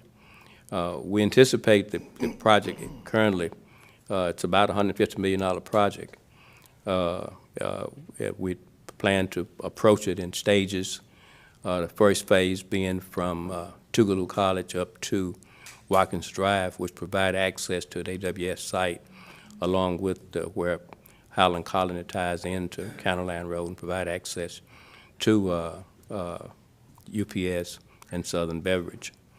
The next step would be engaging DOT. The Congressman has asked us to pursue those. The initial step is to engage US DOT to see what they recommend as the best avenue to get federal funding. The initial funding needed is to required to go through the NEPA process, the environmental assessments and the right-of-way acquisition of those things. We estimate that amount to be in the neighborhood of $5 million. So I think that what we're asking the board is to authorize us to proceed with meeting with the congressional delegation and US DOT to start the process. Okay. Yeah. Andrew, thank you for the update, and you're right. There have been several meetings, from my understanding, on this project and on this West County Line Road project, which is very important as well to move traffic and for safety purposes as well. And from my understanding, Congressman Thompson asked you to come and meet with him and the Secretary of Transportation. Correct. If I'm understanding correctly. Correct. And what you need from this board is to be able to go and represent the board on that behalf. Correct. Is that correct? That's correct. Okay, do I have a motion? Well, I'd like to make that motion that Mr. Jenkins be allowed to represent Madison County on their behalf, and we should, I guess, we have to take care of those expenses that's necessary for him to be able to do that job for us. So that's my motion. Okay. Motion made, Supervisor Banks. I'll second it with the understanding that we are definitely looking for federal funds, because this project, as you indicated, is about $150 million estimate. And that does not include the estimate of the 250 or 300 million that projects that we just heard from. So federal funds is very important in this matter as well. Other comments, other statements? If not, all in favor? Aye. All opposed? Thank you, Andrew. Thank you. Thank you for the update. All right, moving on from that agenda item. Before we move on. Well, I apologize. We have one more. Oh, do we? Okay. Oh, I'm sorry. Watershed stuff, you didn't, not It's not a road project, but also an important flood control project. And we have recent action, and the engineers are here to report. Okay. Derek, good morning. Good morning again. We would like to take an opportunity to just brief the board on an update regarding the Bear Creek Watershed Project. This was a project that was funded through NRCS in support through the Mississippi Soil and Water Conservation Commission that we started, I guess, about a year and a half ago now. And the whole purpose of this project was to look at or identify alternatives to mitigate flooding specifically that has been impacting the city of Canton, causing many of their residents to be displaced during significant rain events. And so Madison County has served as the sponsor for this project just through the board's vision countywide, initiating a countywide stormwater management plan. And so this Bear Creek Watershed plan came from the county's overall stormwater program. And so since we've started that process, the first step was to develop an environmental assessment. And so we're pleased to report as of Friday that draft plan has been submitted to NRCS. Leading up to that submission, we've had several meetings and coordinated with representatives from NRCS and Soil and Water. We've had multiple, or at least 2, public meetings to get public comment. And so we've met a significant milestone, I would say, as of this past Friday. And so we have received $26 million already for this project to support this effort, not only for the planning and design phases of the project, but also for construction. And so the next steps, matter of fact, we received confirmation from the engineer for NRCS up in D.C., confirming that they have received the report and they plan to expedite the review process. So as of this morning, he anticipates they will begin reviewing between now and next week. And so at that point, we will wait to receive any comments that we may get from them, address those comments, and then we will move forward with the design phase of the project for the alternative that was submitted. So we just wanted to give the board an update on this important project as well for the county. All right. Just to clarify, this was Carl and Paul and Mike. Y'all met with constituents at a conference, correct? And that's what led to this money? Oh, am I way back then, that car. It started long. It's been many meetings, and so Carl, you can answer, but it's been many meetings instead of just 1 or 2. Well, I just know, I remember our last meeting. Yeah. We talked about a meeting that y'all were having At Tunica, I guess. Yeah, at Tunica. That meeting was with people from NRCS, and yeah, it was very well received. So is this the same project? It's all the same project. It basically started, actually, when we started, the watershed study started, though, in I think we funded. Yeah.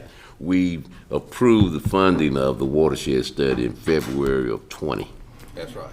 2020. And that's when we started. The expedition of this $26 million. Exactly. Is the result of y'all's meeting. We're hoping for more from that meeting. The $26 million actually came from the initial 2020 funding of the watershed study. The watershed study, we put in $500,000 to study the watershed and find out what the cause of flooding was here in Canton. Yeah, I've seen their And report. once we did that, we were able to hand that study over to NRCS, and they funded us to move forward in terms of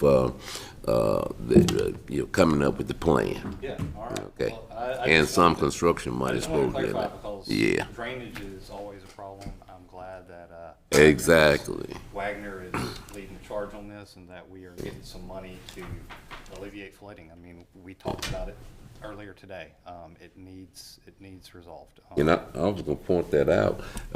In doing the study, that area around Sywell Road that you may have heard the young man get up and Yes, talk sir. about flooding, I think that we've looked at that too in that study. So we'll probably be trying to see what we can do in terms of keeping the water in the creek and not on the road. That's right. Whoever's involved with getting the money, Yeah. whatever, congratulations, and I look forward to relieving lots of citizens in Madison County of issues with drainage. I know we could easily spend triple that and still have issues, but every little bit That's helps. right. Right. You're right. Right. Darren, thank you for the update. Yes, sir. Yes, sir. We were just confirming that we're looking for more money now. You know, because it was multiple watersheds. So the primary watershed that we started out with was Bear Creek, and like I said, there's other watersheds that we're looking for more money to help initiate the county's plan going forward. And the estimate at the beginning was about 150, 175 150 million. Yes, sir. Yep. So you can always add on to that. That's right. You know, so thank you for the update. All right, very thank much you. so. Darren, before you go, just to remind you, if you will, and the engineers might be here, you all probably getting an estimate from CMU on some sewage. Yes, sir. running Yes, sir. For CMU. We need those estimates as quick as we can.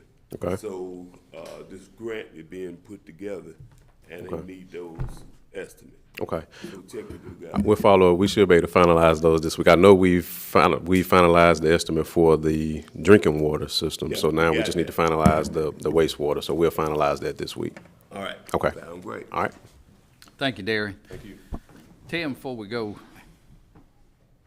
Just one Greg? point of Yes. clarification here. We've been awarded $26 million. We do not have $26 million sitting in our bank account. Make that That has clear, been a too. source of confusion in the past, but the public's under the impression we're just sitting around on Oh, guys, piles in of, his bank but it's been awarded, and we have no doubt it's coming. But it's not like we're just sitting on a Scrooge McDuck pile of money. We've got a little more work to do before we start drawing that money down. But we're very appreciative of the feds for awarding it. I just don't want the public to think we're sitting on it not doing anything. That's right. Good clarification. Thank you, Tim, Greg. before we move forward, just kind of going through, backing up a little bit on the engineering firms that came in front of us. I did hear from each one saying that it was a priority to them. Some of them personally, because they live close by and use that road, which is good. That's right. But it was a priority to their firm to jump on this, jump on their section that they have, and to get started on it and moving forward. But also appreciate you doing this as well, bringing them back every quarter for an update as well. you know, Yeah, to I give think us some an of them update. said, or it wasn't as clear as to me when they said it, but they will be coming before you all every quarter. Yes, that's To me, right. they're going to be giving me a monthly, or actually, they will be providing me, every time they give me an invoice, a status of where they are. But we'll be communicating quite regularly, but they're going to be coming before you quarterly. That's And right. at that point, they will be giving me giving you a where they've been the last quarter and where they're going the next quarter. That's right. And the last thing, I'm just going to go down the list to make sure I have these right. With Garver Engineer, Shannon is the contact person to you. Correct. Baker, Jay is his name. Yes. Stantec is Brad. Yes. Neil Schaefer is Stan. Yes. And Wagner is Darian. Yes. And Well, we have, it may be Paul. Is it gonna be Paul which or one is Darian? it? Paul and Darian. Okay, Darian. It's Darian. Then we have Benchmark. We have, is it Lauren? Lon, L-O-N. Okay. And then with Pickering, we have Rick. Right. So those are going to be the contact people that you will deal with weekly. Correct. They're the ones that will most likely give the quarterly updates to the board. Correct. Okay, thank you. All right. All right, next item. I have a final plat for Glenwile Part 5. This is a development's got 51 lots on 15.89 acres, and we do have the final, we have a letter of credit for final wearing surface. All right, I'll make a motion to approve. Got a motion for approval. Do I have a second? I'll second it. Second Supervisor Banks, discussion. All in favor? Aye. All opposed? That's more growth on Yandell Road. It is. All right. Thank you. Tim, what size homes are those? What's out there now? Do you know offhand? I don't know. Scott, do you happen to know? I don't know that I ever get that information Yeah, from my I think side. probably Scott does. Maybe 16 to 18. Okay. Thank you. All right, next up, Scott. Morning, Board. Good morning. First item I have is to acknowledge the planning and zoning draft minutes from August 8th, 2024. Do I have a motion? Move. Motion Supervisor Banks, second Supervisor Griffin, discussion. All in favor, say aye. Aye. All opposed? Next item was the Magnolia Islamic Center, site plan for a gymnasium located at 1465 Highway 51, Supervisor District 2. Was approved by Planning and Zoning 8/8 of 24. It does have conditions on it that all four sides are brick and stucco to match the existing building. What's the existing building? Sir? What's the existing building? It's their worship center there on 51, To the right. on the right past Green Oak. Motion. Got a motion Supervisor Baxter. Do I have a second? Second. Second Supervisor Griffin, discussion. All in favor? Aye. All opposed? Last item is a plat amendment for Lost Rabbit Town Center Lot 579, Supervisor District 1. Motion. Got a motion Supervisor Brandon. Do I have a second? Second. Second Supervisor Banks, discussion. All in favor? Aye. All opposed? All I have. Thank you, Scott. Espy?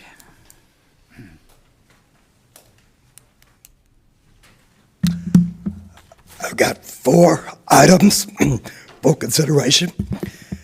The first one is a resolution between the county and the city of Gluckstadt relating to an amendment to an existing cooperative agreement that allows Gluckstadt to put more money toward roads. Here's the backstory.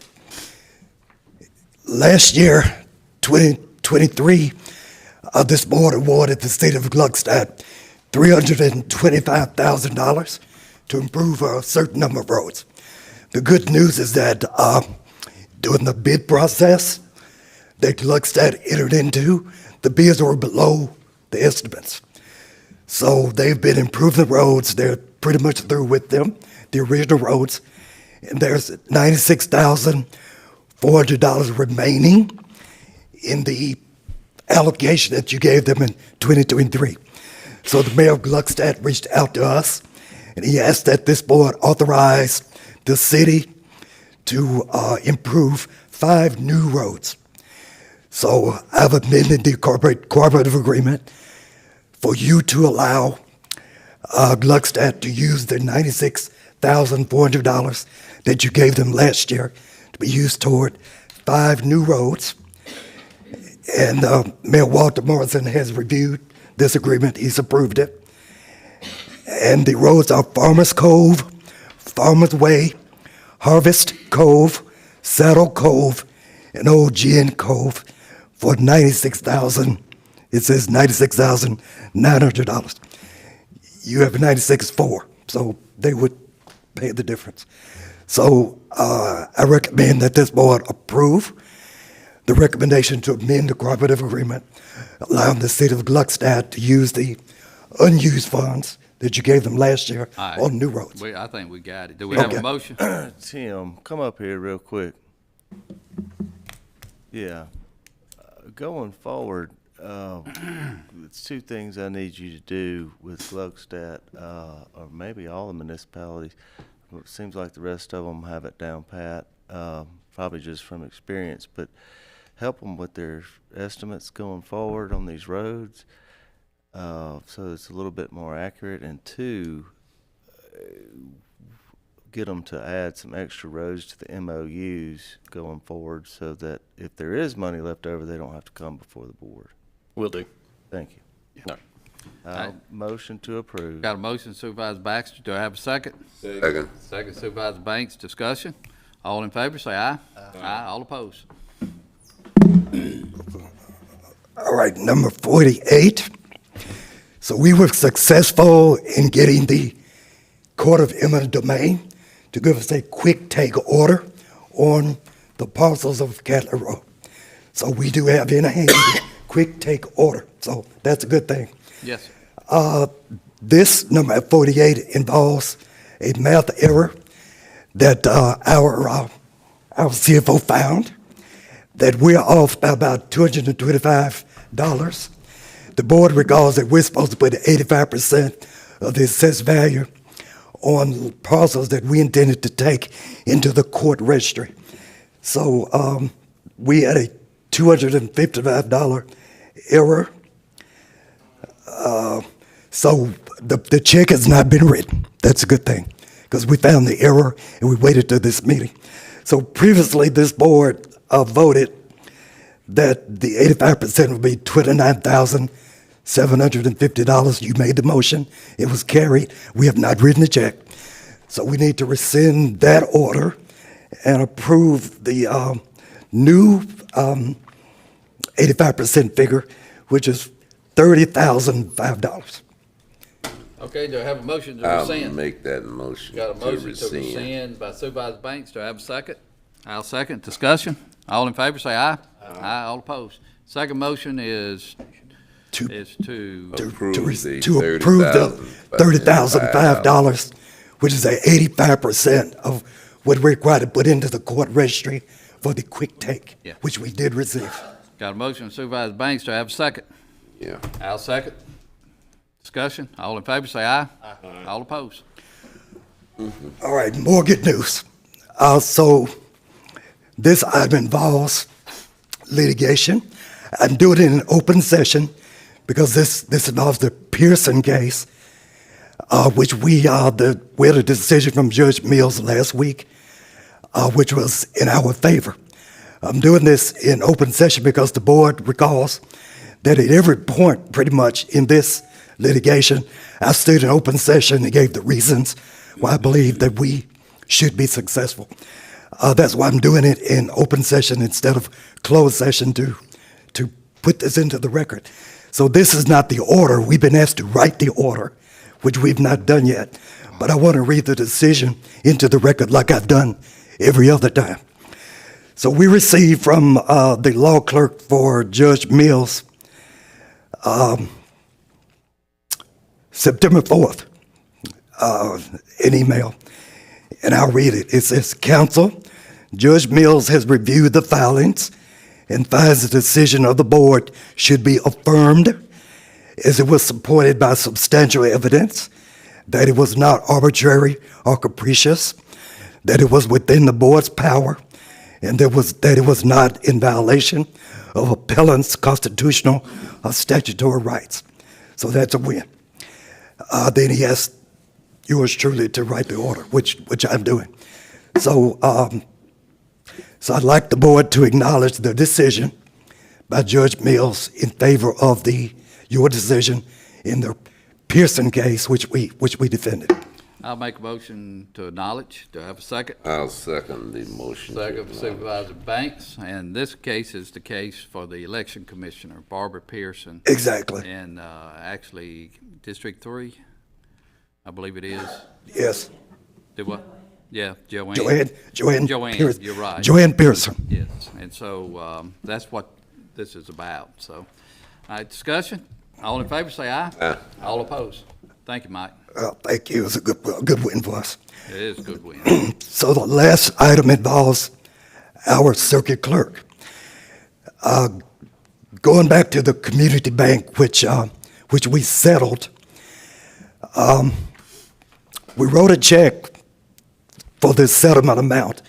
After we wrote the check for the settlement amount, we received an order from the Court of Eminent Domain, Judge Hannon, saying that an amount of $2,250 should be written to the circuit clerk for her participation in handling the funds.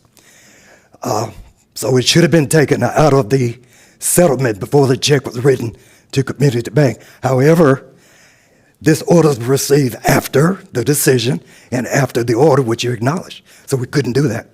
So I'm asking you now to acknowledge the order that Anita Dunn's office should receive $2,250 from the proceeds of the amount, of the settled amount in the community bank case.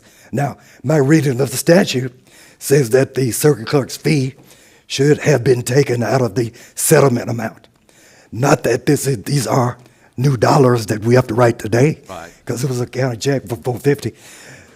But we need to acknowledge the order, and I will endeavor today to call the lawyer for Community Bank and claw back $2,250 and present that to our circuit clerk. All right, do I have a motion to acknowledge? I'll make that motion. Motion Supervisor Banks, I'll second. And basically what you just said in a nutshell is Community Bank will bring the money back, our 2,000 hopefully. And that's what the statute says, out of the settlement amount. And so basically it's no cost to the county Yes. at this point. All right, all in favor say aye. All opposed? Thank you. Thank you, Mike. Greg? All right. Good morning, Board. Just a couple of quick things for you today. Item 51 is a request that this Board award a revised lease purchase financing for road equipment. The issue, well, we did this last meeting, but there was a technical issue with one of the bids. Consequently, that bank had to resubmit their bid, which left us with two quotes as required by the statute, one from Kansas State Bank at 6.25%, and the other from Origin Bank at 6.5%. So my request is that this board award the financing to Kansas State Bank at 6.25% for about $3.4 million in road equipment, including limb cutters, dump trucks, motor grader, dump trailers, excavator, et cetera, et cetera. Awarded to who?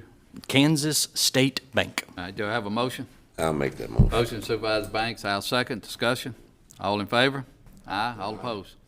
All right. Item 52 is a request that this board approve the division of the Wilson & Wilson invoice. Wilson & Wilson are the folks that maintain the grass on the courthouse square. And attached to the agenda, there's a copy of the invoice for $24,100. I was initially just going to present the whole thing to one entity. That entity indicated they were not too pleased with my decision-making, so I went back and broke it down by day. We're going to assume 90 days for Christmas and 2 days per flea market going back to 2021. So we broke it out accordingly from there. And assuming this board approves, I'd like authorization to go ahead and present this proportionate share to each of the entities listed. All right, do I have a motion? I'll make that motion. Motion Supervisor Banks, do I have a second? I'll second it. Discussion? All in favor, say aye. Aye. Aye, all opposed? Perfect. Thank you, Greg. Thank you all very much. Deshaun?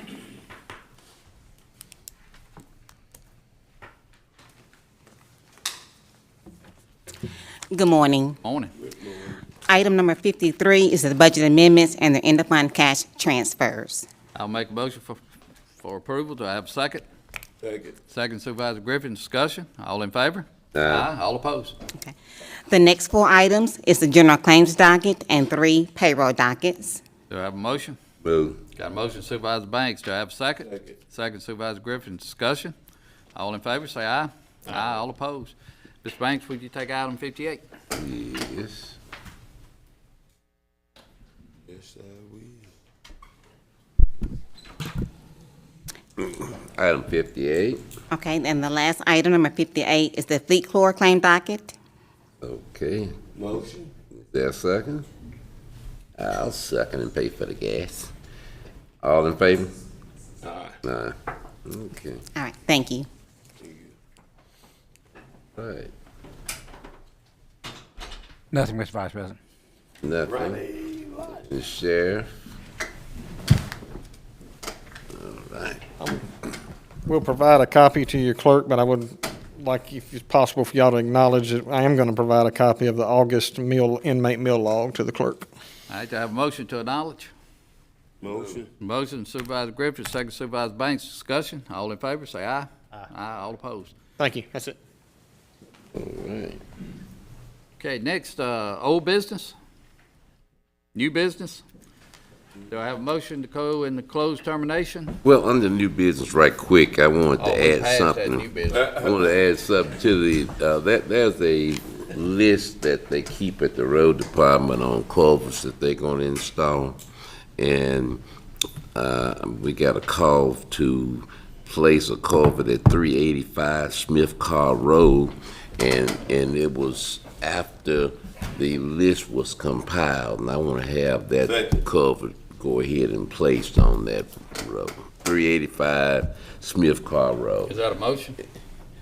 I made the motion. You made the motion? Motion Supervisor Banks, second Supervisor Griffin. Okay. All in favor? Aye. All opposed? Okay then. Now, you can All go right. into whatever. Any you other want. new business? If I'm not, glad Shirley reminded you. yeah.